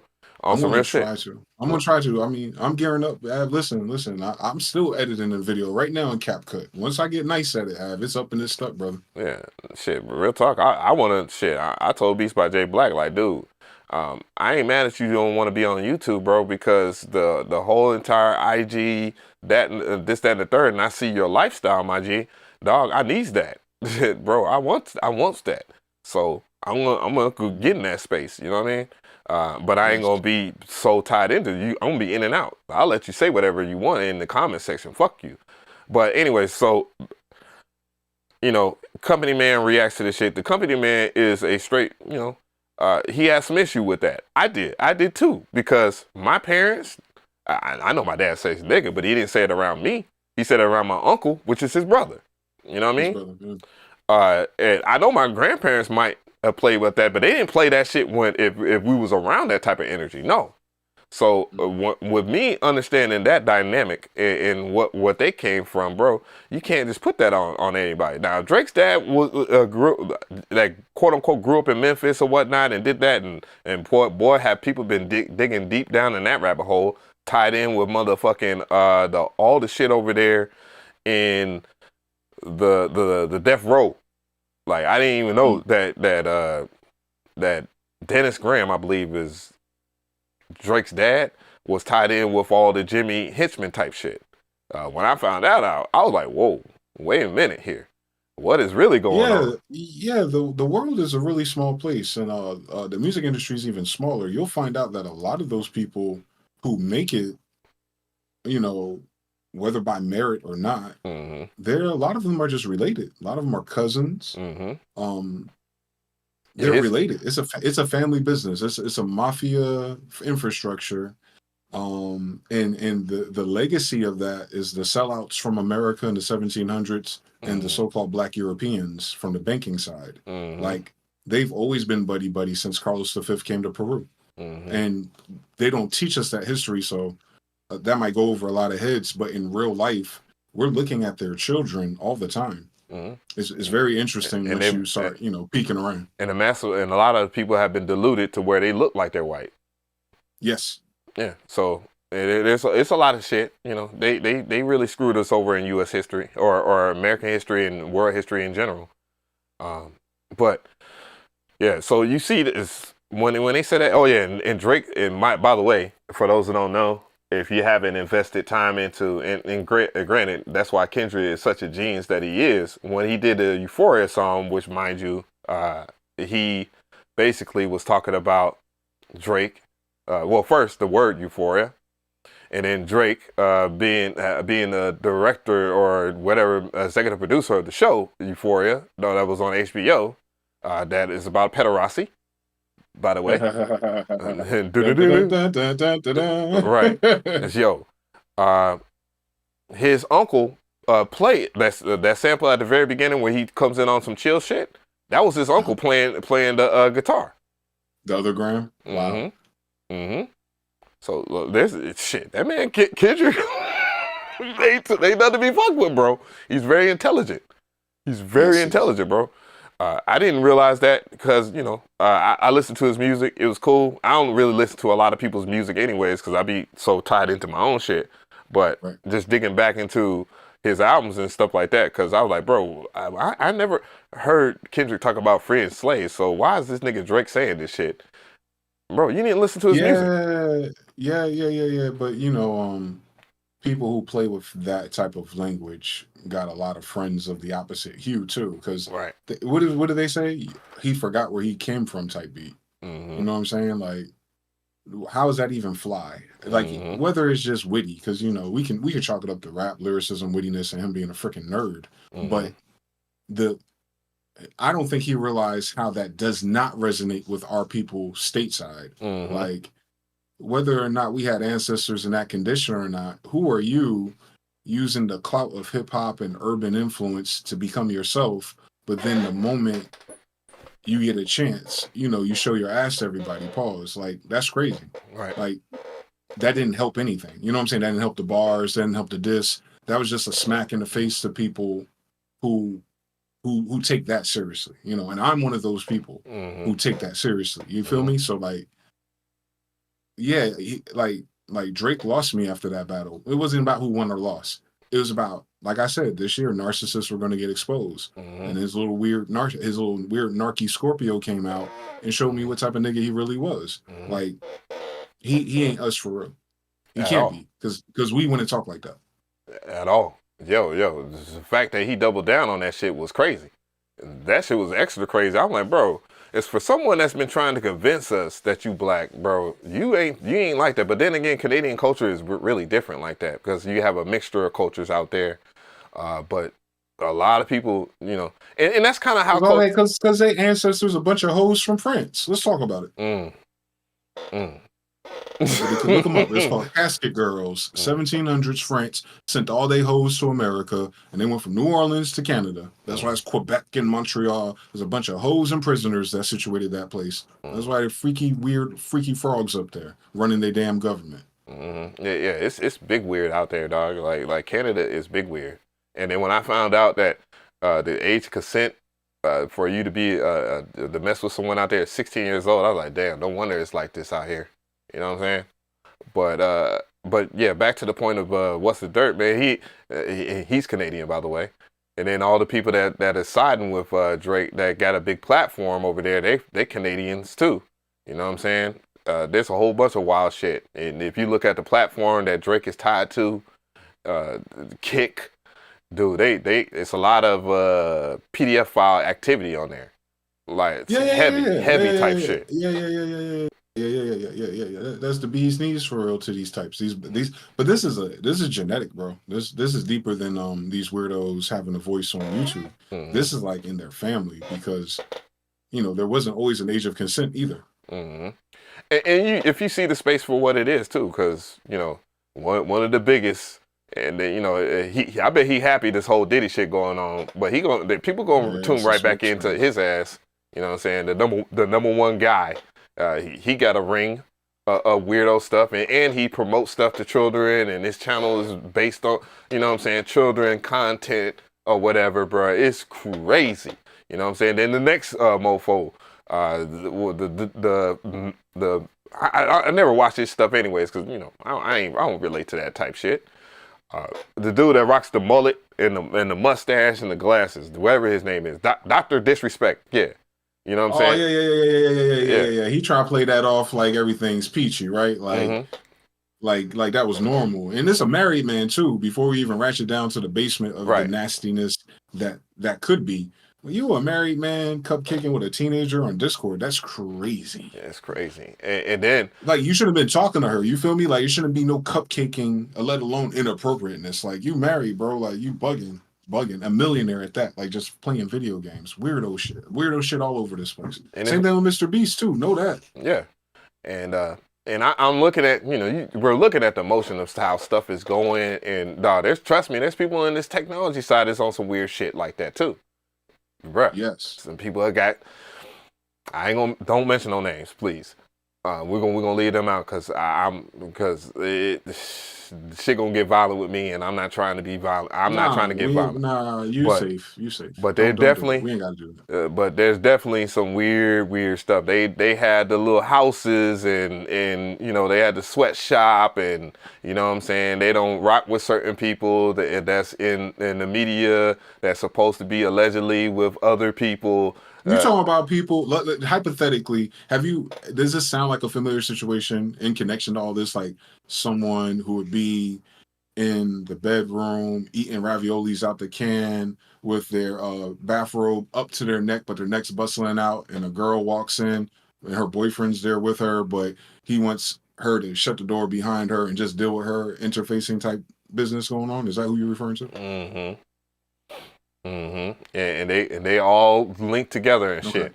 And but you got birds of a feather type niggas. Okay.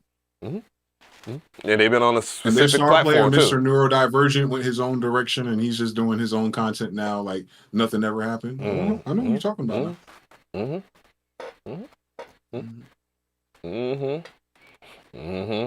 You see how they all share the same kind of views too, bro.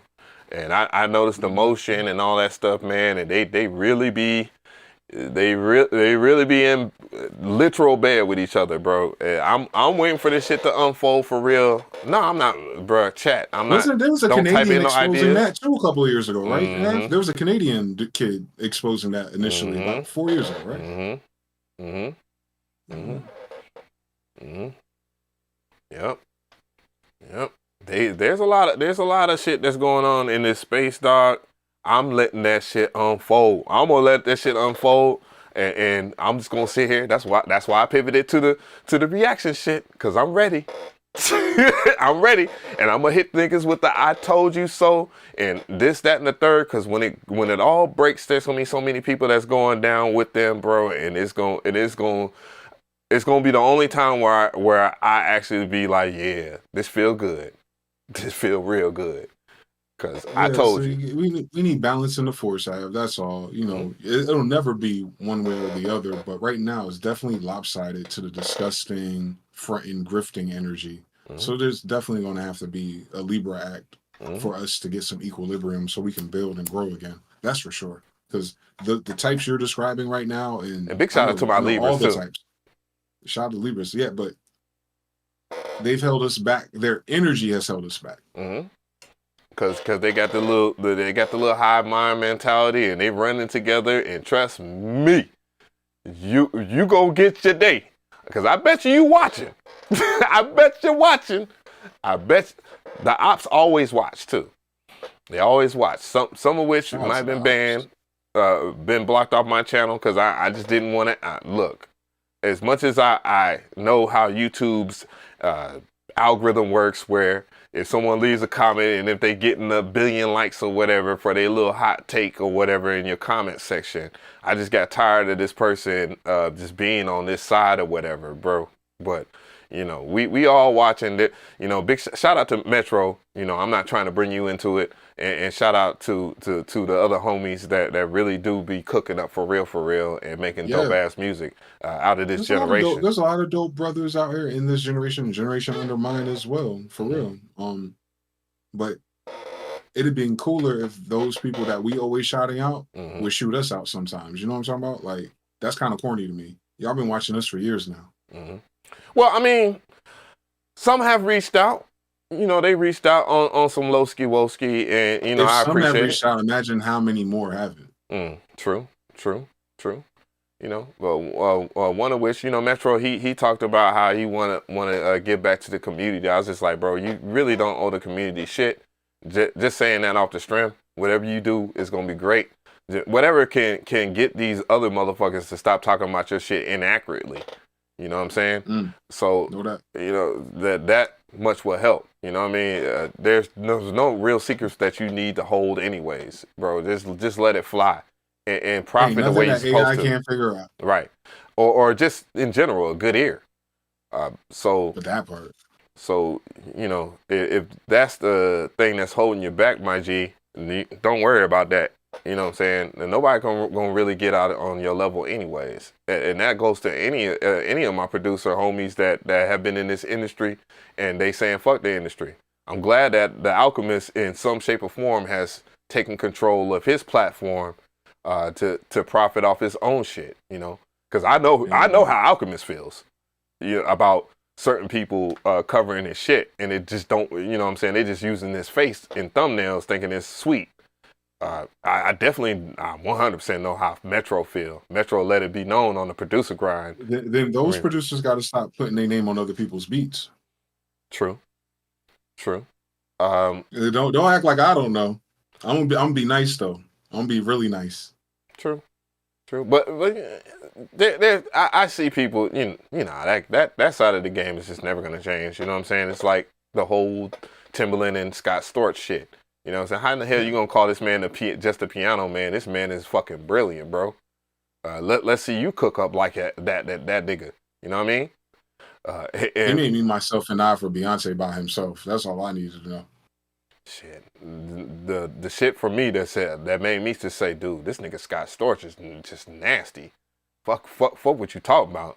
You know what I'm saying? That's the most palatable white boy I know outside of Rick Rubin. You know what I mean? And Alchemist. No. Let me not. Out there. I see you. Cut chemist. That's chemist is dope. You know, I can't name them all. You know, I don't want to sound biased. You know what I'm saying? There are some, but you know, Cut Chemist definitely don't get his love. I said the Alchemist. Eminem. It's all the Khazarians. It's all the Khazarians and redheads that rock with us the most because they're our sons. No disrespect, but I'm talking about genetically. Jake One is another one. You know what I'm saying? That understands the culture for what it is. You know what I'm saying? And don't overstep. Yeah. West Side. Yeah. So, you know that I don't want to sound like, oh man, you know, because I might say some things, but at the same time I recognize real. We all do. You know what I mean? Yes. We know who actually Paul Wall. Well, we're talking about like producers and shit. You know what I mean? Yeah, there's Shouts some to the little homie that does Currencies beats. What's his name? Oh, you talking about Cooking Soul? The other one. Him, he's cool too, but there's one more that does stuff for Currency sometimes. What's that boy name? Not Derringer, the other one. He uses Pro Tools and stuff. Is he from Man, Louisiana? Oh no, he's a white kid. I think he was in New York. Harry Fraud. That's okay. Yeah. But yeah, then there's some people or whatnot. I've been seeing weird shit, but at the same time, there are some legitimacy. But Scott Storch, what really told me that Scott Storch was just disgusting was that what's that? Lean Back. I was like, the fuck? I knew he was gonna say that when you first said something. That's the first beat that jumped in my head that you were gonna say that. Dog, yeah. That's definitely in my top 5 of hardest beats of all time. Period. All on one keyboard. That rim shot way before Jetson made it. You know what I'm talking about? Yeah. There's some. The Still Dre beat. That's dope. But nah, Lean Back, dog. Lean Back, and there's another one that he did. I think the Chameleonaire beat's dope. But Lean Back to me, bro, I was like, yo, this is crazy. That had me at the time in the early 2000s, like, bro, I'm sick of Fruity Loops. I'm sick of Fruity Loops. Dog, can I save up for this fucking $3,000 motif, this $3,000 freaking Korg Triton?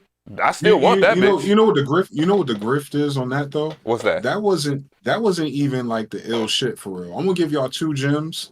And don't nobody talk to me. You know what I'm talking about? First things first. The reason why his beats and Dre's beats hit so hard like that is because they're clipping a very particular converter. I think they have a plug-in emulation of it, but it's still not the same, which is called the Orange Clip, I think. But also that's what put me onto Acoustica's Fire the Ash plugin, because that particular converter that Dre and Scott use on their MPC is why their drums are second to none. Like in terms of acoustic hybrid drums that hit really hard like that, is them clipping a mastering grade converter. That's the sauce, right? It's not the MPC by itself. It's not the SSL by itself. It's when it's all said and done, they're clipping a mastering grade converter. Look it up. And then part 2, Scott Storch specifically, because he knows how to play all that eclectic Hindu influence stuff, he's not using 440 at all.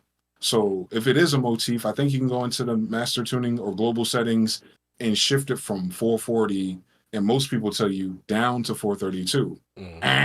Chronic 2001 is up to 451 to 452. So that's why you talking about master tuning and shit.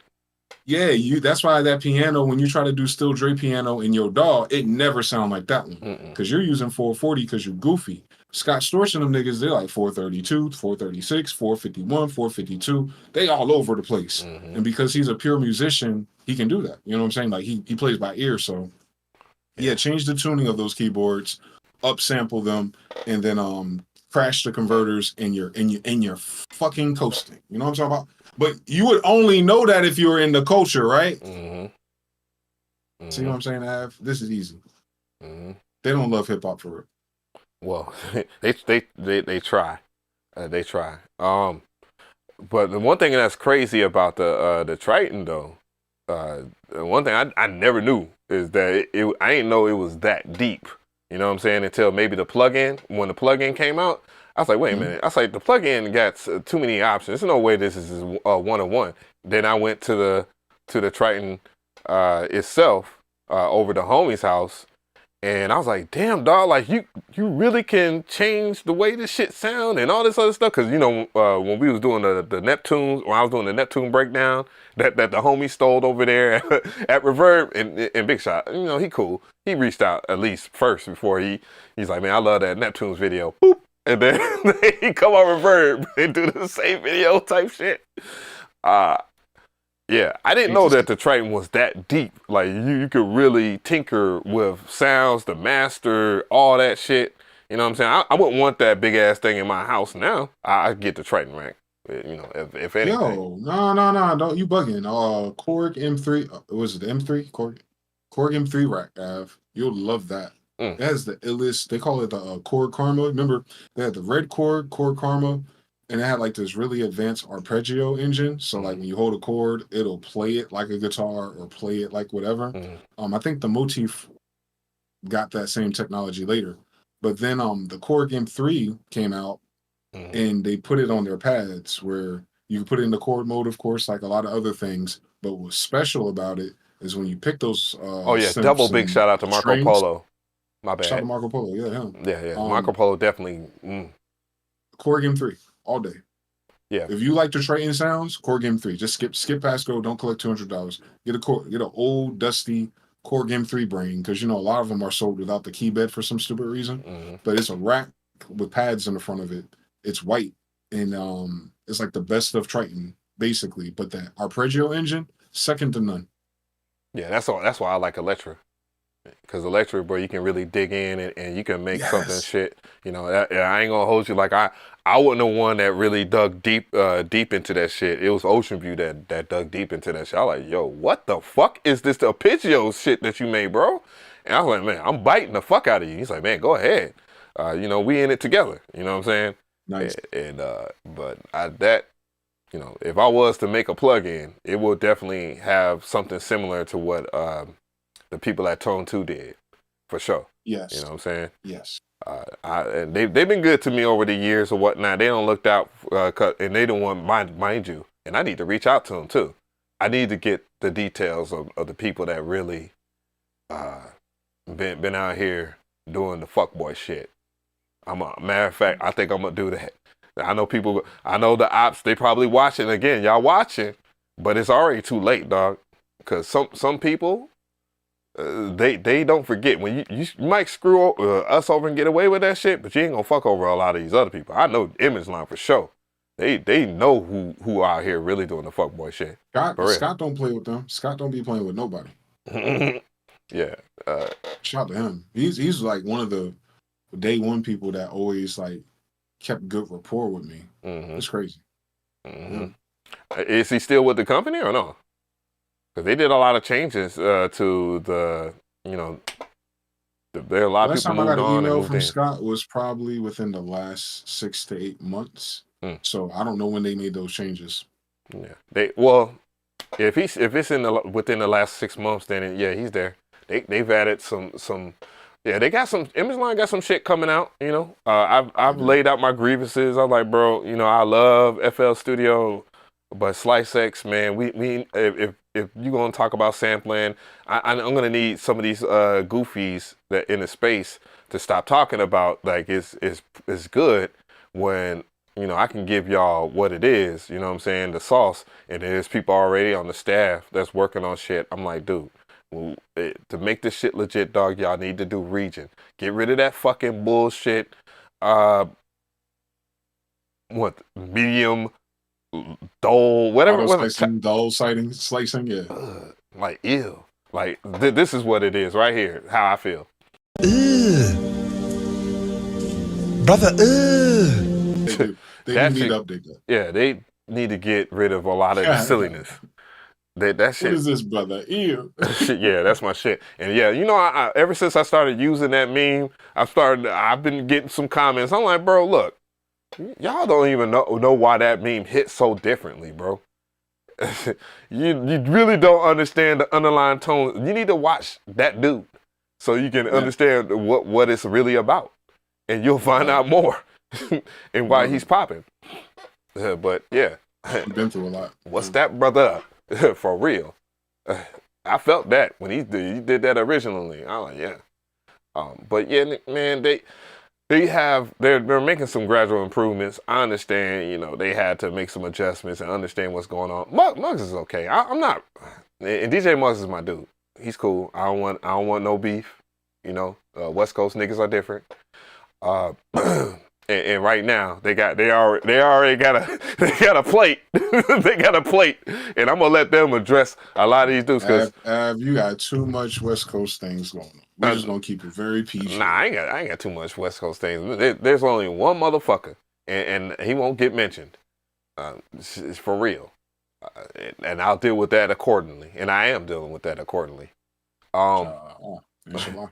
So You know, but with that being said, I don't lost track of what train of thought. You know, I'm all You said that energy hit your thought. You like, oh, that nigga. I locked in. You know what I'm saying?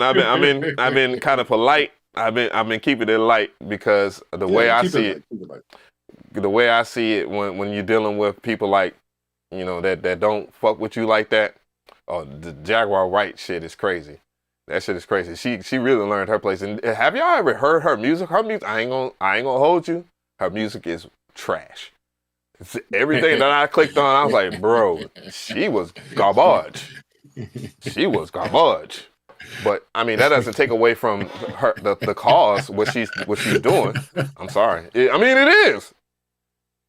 It is. Big Will. Now that's my Caucasian Negro right there. You know what I'm saying? If I got said everything you clicked on was hot garbage. Yeah, bro. Man, come on, doc. I mean, it doesn't take away from our cause. She was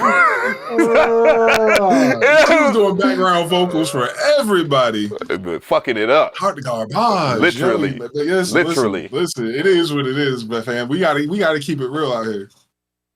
Yeah. Gotta keep it real. Scott Scorch is cool on the keys, not on the drum. Nigga, lean back?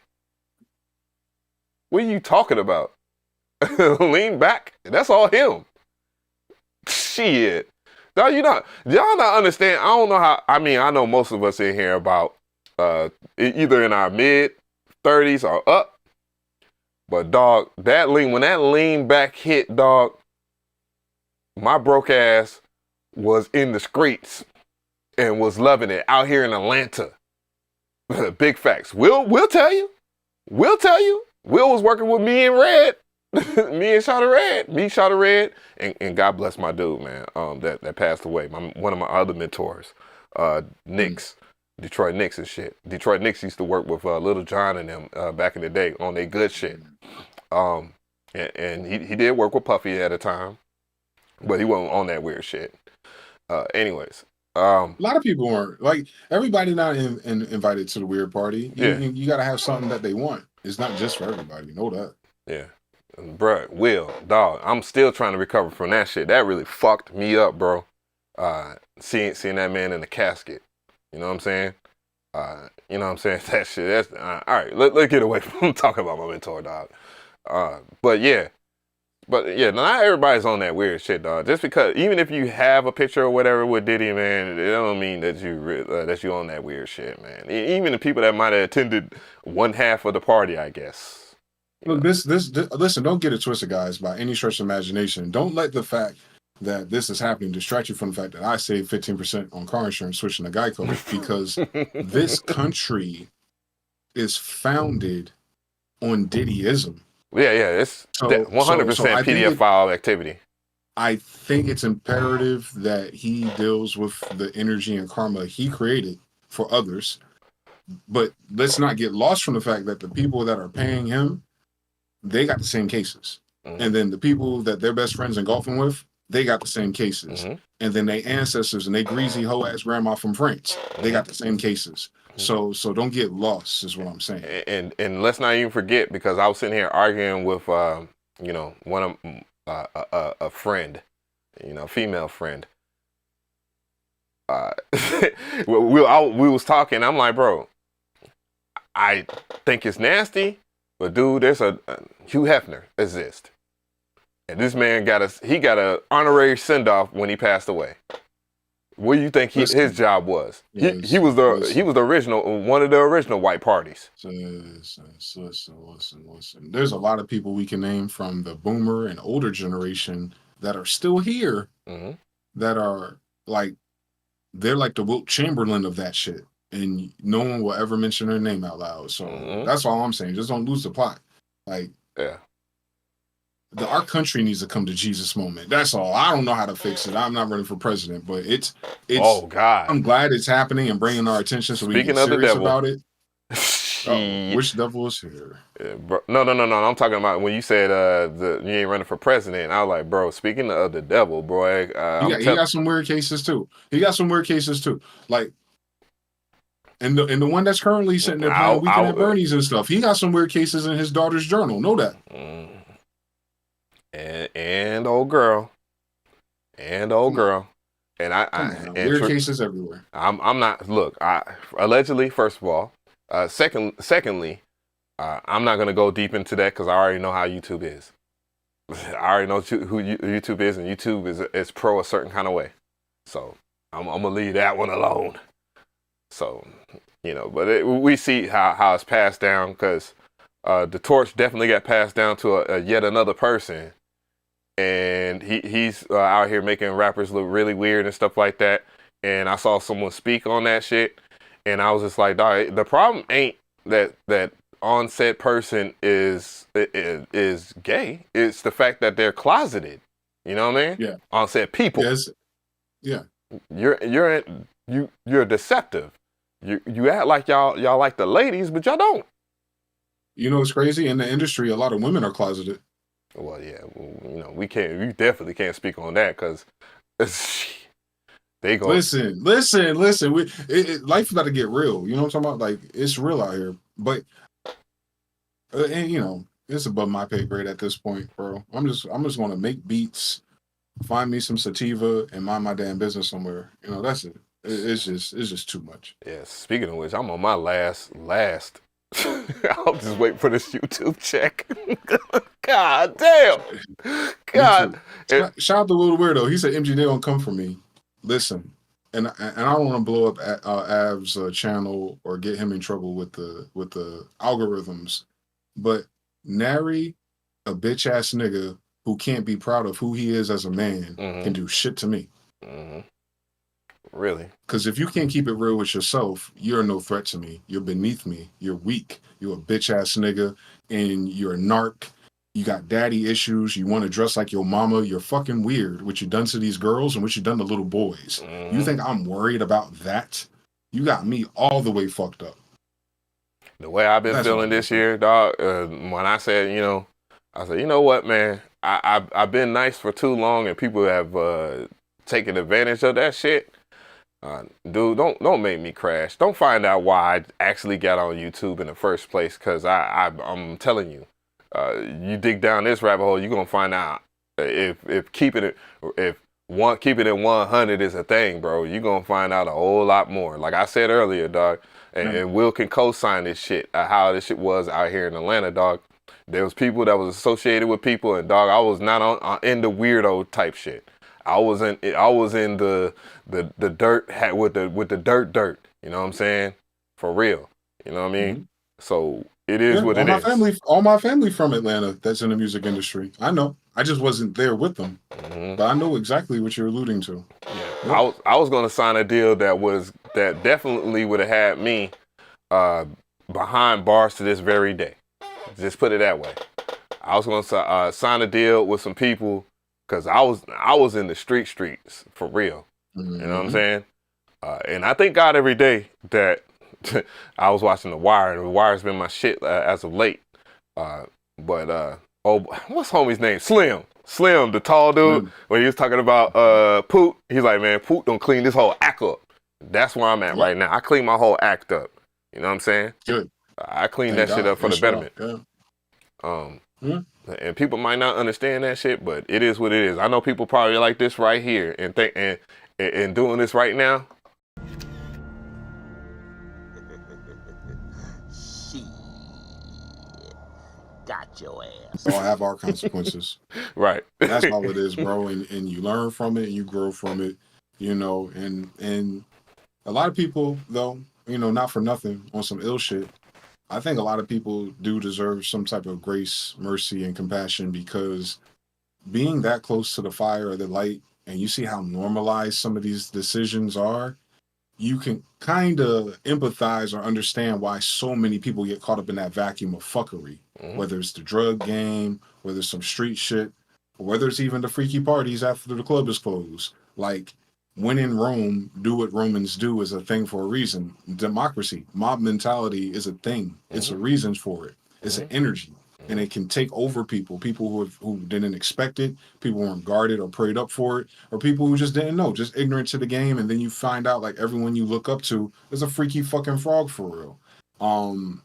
So, you know, it's not a life sentence or a condemnation of the fact. I just think at this point in our society and our development as a group of people all over, we need to grow the fuck up and get real. We need to stop taking advantage of ourselves and each other. We need to leave the little girls and little boys the fuck alone. And we need to focus and prioritize on our mutual benefits and survival at some point. I know it's not this year. I know it's not this election, but at some point, the bullshit's got to stop. There's got to be a cooler way to live. There's got to be a better way to thrive. And there's got to be a way for everybody to get it, because these steeped hills of controlled capitalism competition that only 1% gets the threshold, and that 1% is at Epstein Island, that shit's got to go. That's got to go. And that's the problem. Understand? Overstand. That's what the problem is. So, you know, Lord willing, we'll see a golden age again, because this ain't it, bro. Well, that's the one thing I like about YouTube is, dog, it's a place where you can definitely, it's grassroots, and that's the type shit I've been on always. You know what I'm saying? Like I don't care about who you are. If you dope, you dope. That's all I care about. You a cool person. And I've been able to get along with all kinds of people because of that. You know what I'm saying? Yes. And at the same time, I don't be blaming X amount of people for if I don't make it or if I will make it or whatever, man. I don't care. You know what I'm saying? God, it's in the Most High's plan.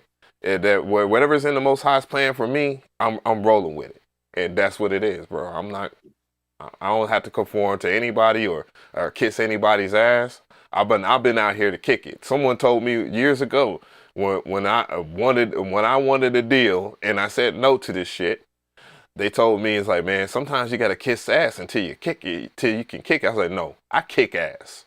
I was like, bro, I'm not a wolf in sheep's clothing. I'm a fucking wolf, bro. That's what it is. The lifestyle I choose is very humble. It ain't the most luxurious shit at all. It's real though. Yeah, it's real. I can wake up and I ain't gotta feel like I gotta watch my back. I ain't did nobody wrong in this space. Yes, have I fucked up? Yes, absolutely. I'm only human. But the way I fucked up, I understand right from wrong. So if I choose to get into that goofy shit, then that means that I ain't matured. That's it. But as far as me doing things and playing with people's feelings, money, gaslighting, all that, I've never done that. Not a day in my life. I will keep it real with you first before I sit there and tell a lie, bro. I don't use word salad. Don't. At all. What I saw somebody say some wild shit. I'm not repeating some of the shit in the chat right now. Yo. They said they take ass and kick names. I saw it. Wow. It's crazy. Dog, man, y'all have no clue. And dig this. You know, bruh, we all human and all that, bruh, but there's a certain thing, a certain threshold of things I'm gonna do, bro. And I'm not gonna do, and the things that I've seen some people do, bruh, because I done been to a mansion party or two, and I'm like, okay. And not specifically a Combs mansion party. Mansion parties all around, bro. All over. Yeah. Shit. A lot of swingers out here, brother. Yo, nigga, Atlanta might be the capital of that shit. Some people come to the A for that. You know what I mean? People out here with wives. Wives. I'm like, oh, whoa, wait a minute, that's your wife. No, bro, I'm not with that. Get the fuck out my face, bro. I'm on some 50 Cent type shit, like, man. And the way that nigga did Diddy, bro. I mean, did 50? Nigga, that's nasty work, bro. I would never do. I don't care if you might be done with your baby mama. I'm not. And I was talking to my day one friend since childhood. I was like, bro, I don't care what it is, dog. I would never, ever, ever, ever take on someone's BM at all, and then slut her out. I wouldn't do that. I would not do that. But some dudes, man, they be playing, and I'm like, dog, you want to? Dirty 30s. Yeah, man. Ain't nobody got time for that. Yo, she got kids for crying out loud with someone. Real life. I won't play with that shit. But then again, he said, man, well, you know, that might be karma for the whole Rick Ross thing. And I'm like, damn, I forgot about that. That's the thing. Have you seen old girl? Cause she popped up in my feed a whole bunch as of lately. Ross's I guess ex-wife or baby mama. I don't know. His baby mama. Talk about Auntie Kim. Yeah. Mm-hmm. Yeah, she's doing her thing. She on the Zeus Network. She got podcasts with Tokyo Tony and damn Blueface's mama. Whoa. I'm not speaking on that for any further, but I just saw that she was sitting there on some dating show similar to the Pop the Balloon type shit, and old boy hit her with it said, you let Rick Ross hit it, why can't I? And then now I looked at her, I'm like, bro, you too old to be sitting there talking to this young ass cat. You sitting there, you can't hide behind them damn Instagram filters and stuff like that and pop shit and them veneers. Bro, it's showing. Like, it's time to give that up, bro. For real. I'm not gonna do Auntie like that. I'm gonna let that one go. I'm gonna let that one go. I'm gonna save most of that spice from my other channel, dog. I'm telling you, dog, you gotta when you doing this channel shit, like I've been telling people, like, man, if you really want to dive into the shit heavy, bro, just tell people you got another channel and you know. I think that's what I have to do. Yeah, for sure. I think me more than anybody, I'm gonna have to do that at some point. I'm still figuring it out. I'm still trying to get my edits up so I can be like you when I get older. Man, this shit is like cake work for me, bro. And the only thing that sucks is just actually doing it sometimes when you ain't in the mood. You know what I'm saying? But nothing puts you back in the mood when your pockets is empty. Shit. Bidenomics, baby. Got your I might ass. get on OnlyFans in a second if I keep getting these muscles up. You know what I'm talking about? You just never know, man. We never know. Bro, man, I bet they really feeling it. I bet those ladies is really feeling that OF grift not working anymore. You know, it's time for reality, man. The STEMI checks, the PPP loan head ass, scamming ass dudes ain't got the extra pockets to support your little, you know what I'm saying? They actually realizing that it's free on the net because they haven't been on the internet long enough. Bro, that shit is old with. Real life. Everything is being squeezed in time for it to flatten out, for the rebuild to be artificial. It's the illest plan to see happen in slow motion. But you know, we made it through colonization, we made it through Genghis Khan's invasion, we made it through the crash UFOs of the 1500s. We made it through the worst of everything, and we still here. So I ain't even sweating it for real. That's what my pop said. God bless his soul. R.I.P. My dad was like, when I was talking about 2020 and shit, and he was talking about the election and all that, election, he was like, man, he's like, look, I've been on this earth for a long time. He said, you see, your grandfather done been through extra type shit, and damn, 1920s. Imagine being black during that time. God damn, like that's nasty. Fresh out of Reconstruction, that was probably the hardest time. Facts. 1880 to like 1920, crazy times. The Depression right after that too. Then in 1933, they tell you can't have gold in your bank accounts no more. That's why your grandma had those big ass water bottles with all the pennies in. Because the banks. Why my grandfolks did have that though?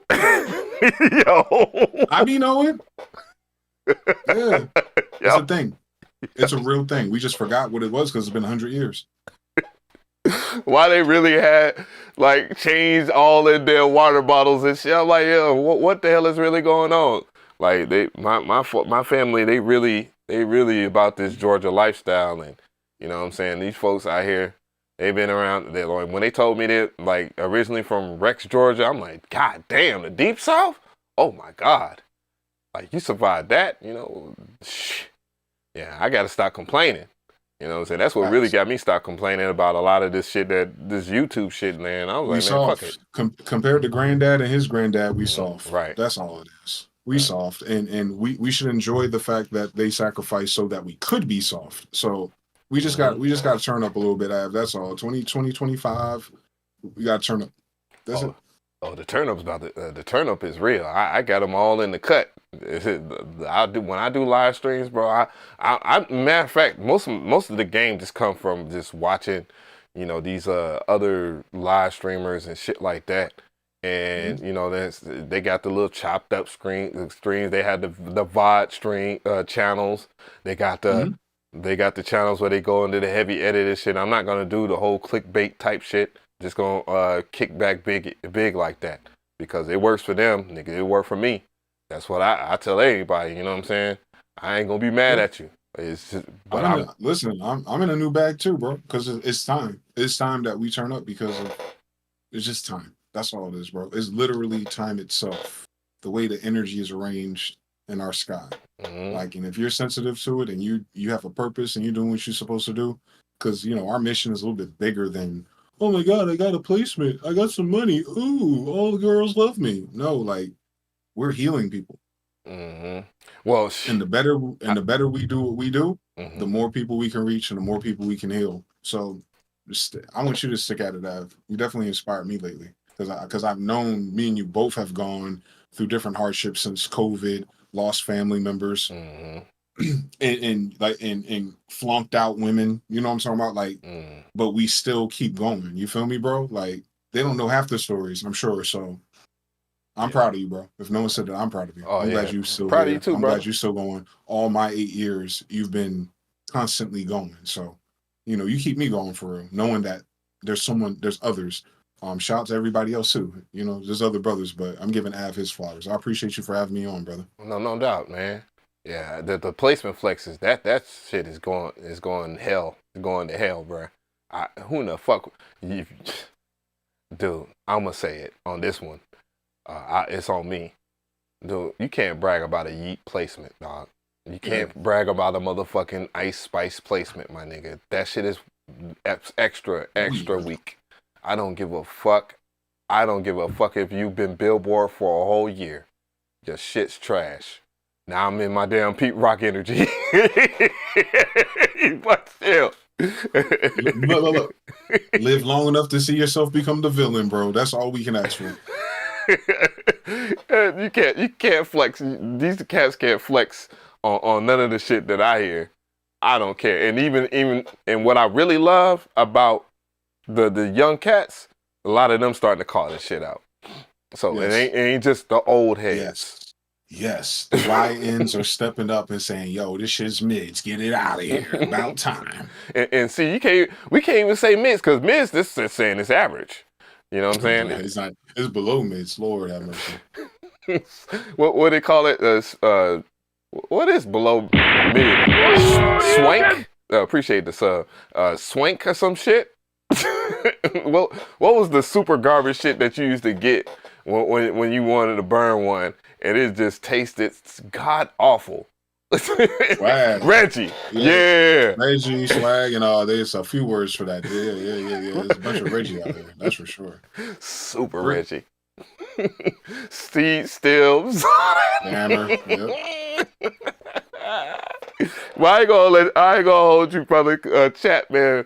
Appreciate everybody for pulling up. I didn't think it was gonna go this long.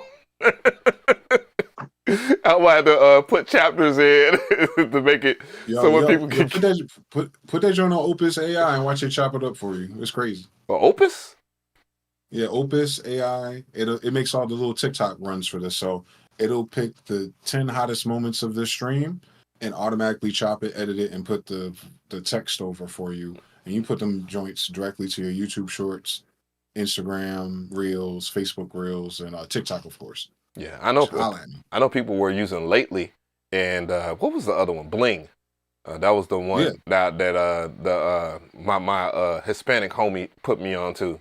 He's like, bro, I fuck with you, but you need to use that lately, because it does. Lately does that, and it schedules the shit for you. Like it Nice. You know what I'm saying? So if whatever you peak and whatever is your best time to post, it'll do that post for you, or whatever. I just, Nice. I halfway trust it because, they was just talking about Pokemon Go, right? Mm-hmm. And they was talking about, I was like, damn, don't do this to Pokemon Go, because the nigga was playing this shit years ago. Right. They was talking about that, how they was using that as spyware. And I'm like, bruh, is this I can shit believe that. real? That makes sense. That makes sense. Yes, the look, and they would specifically put the Pokemon near air bases. Bro, the best Them dudes ones are different, aren't they? They're different. Yo, gotta catch them all. Real. Yo, but God bless everyone, man. We out. Real.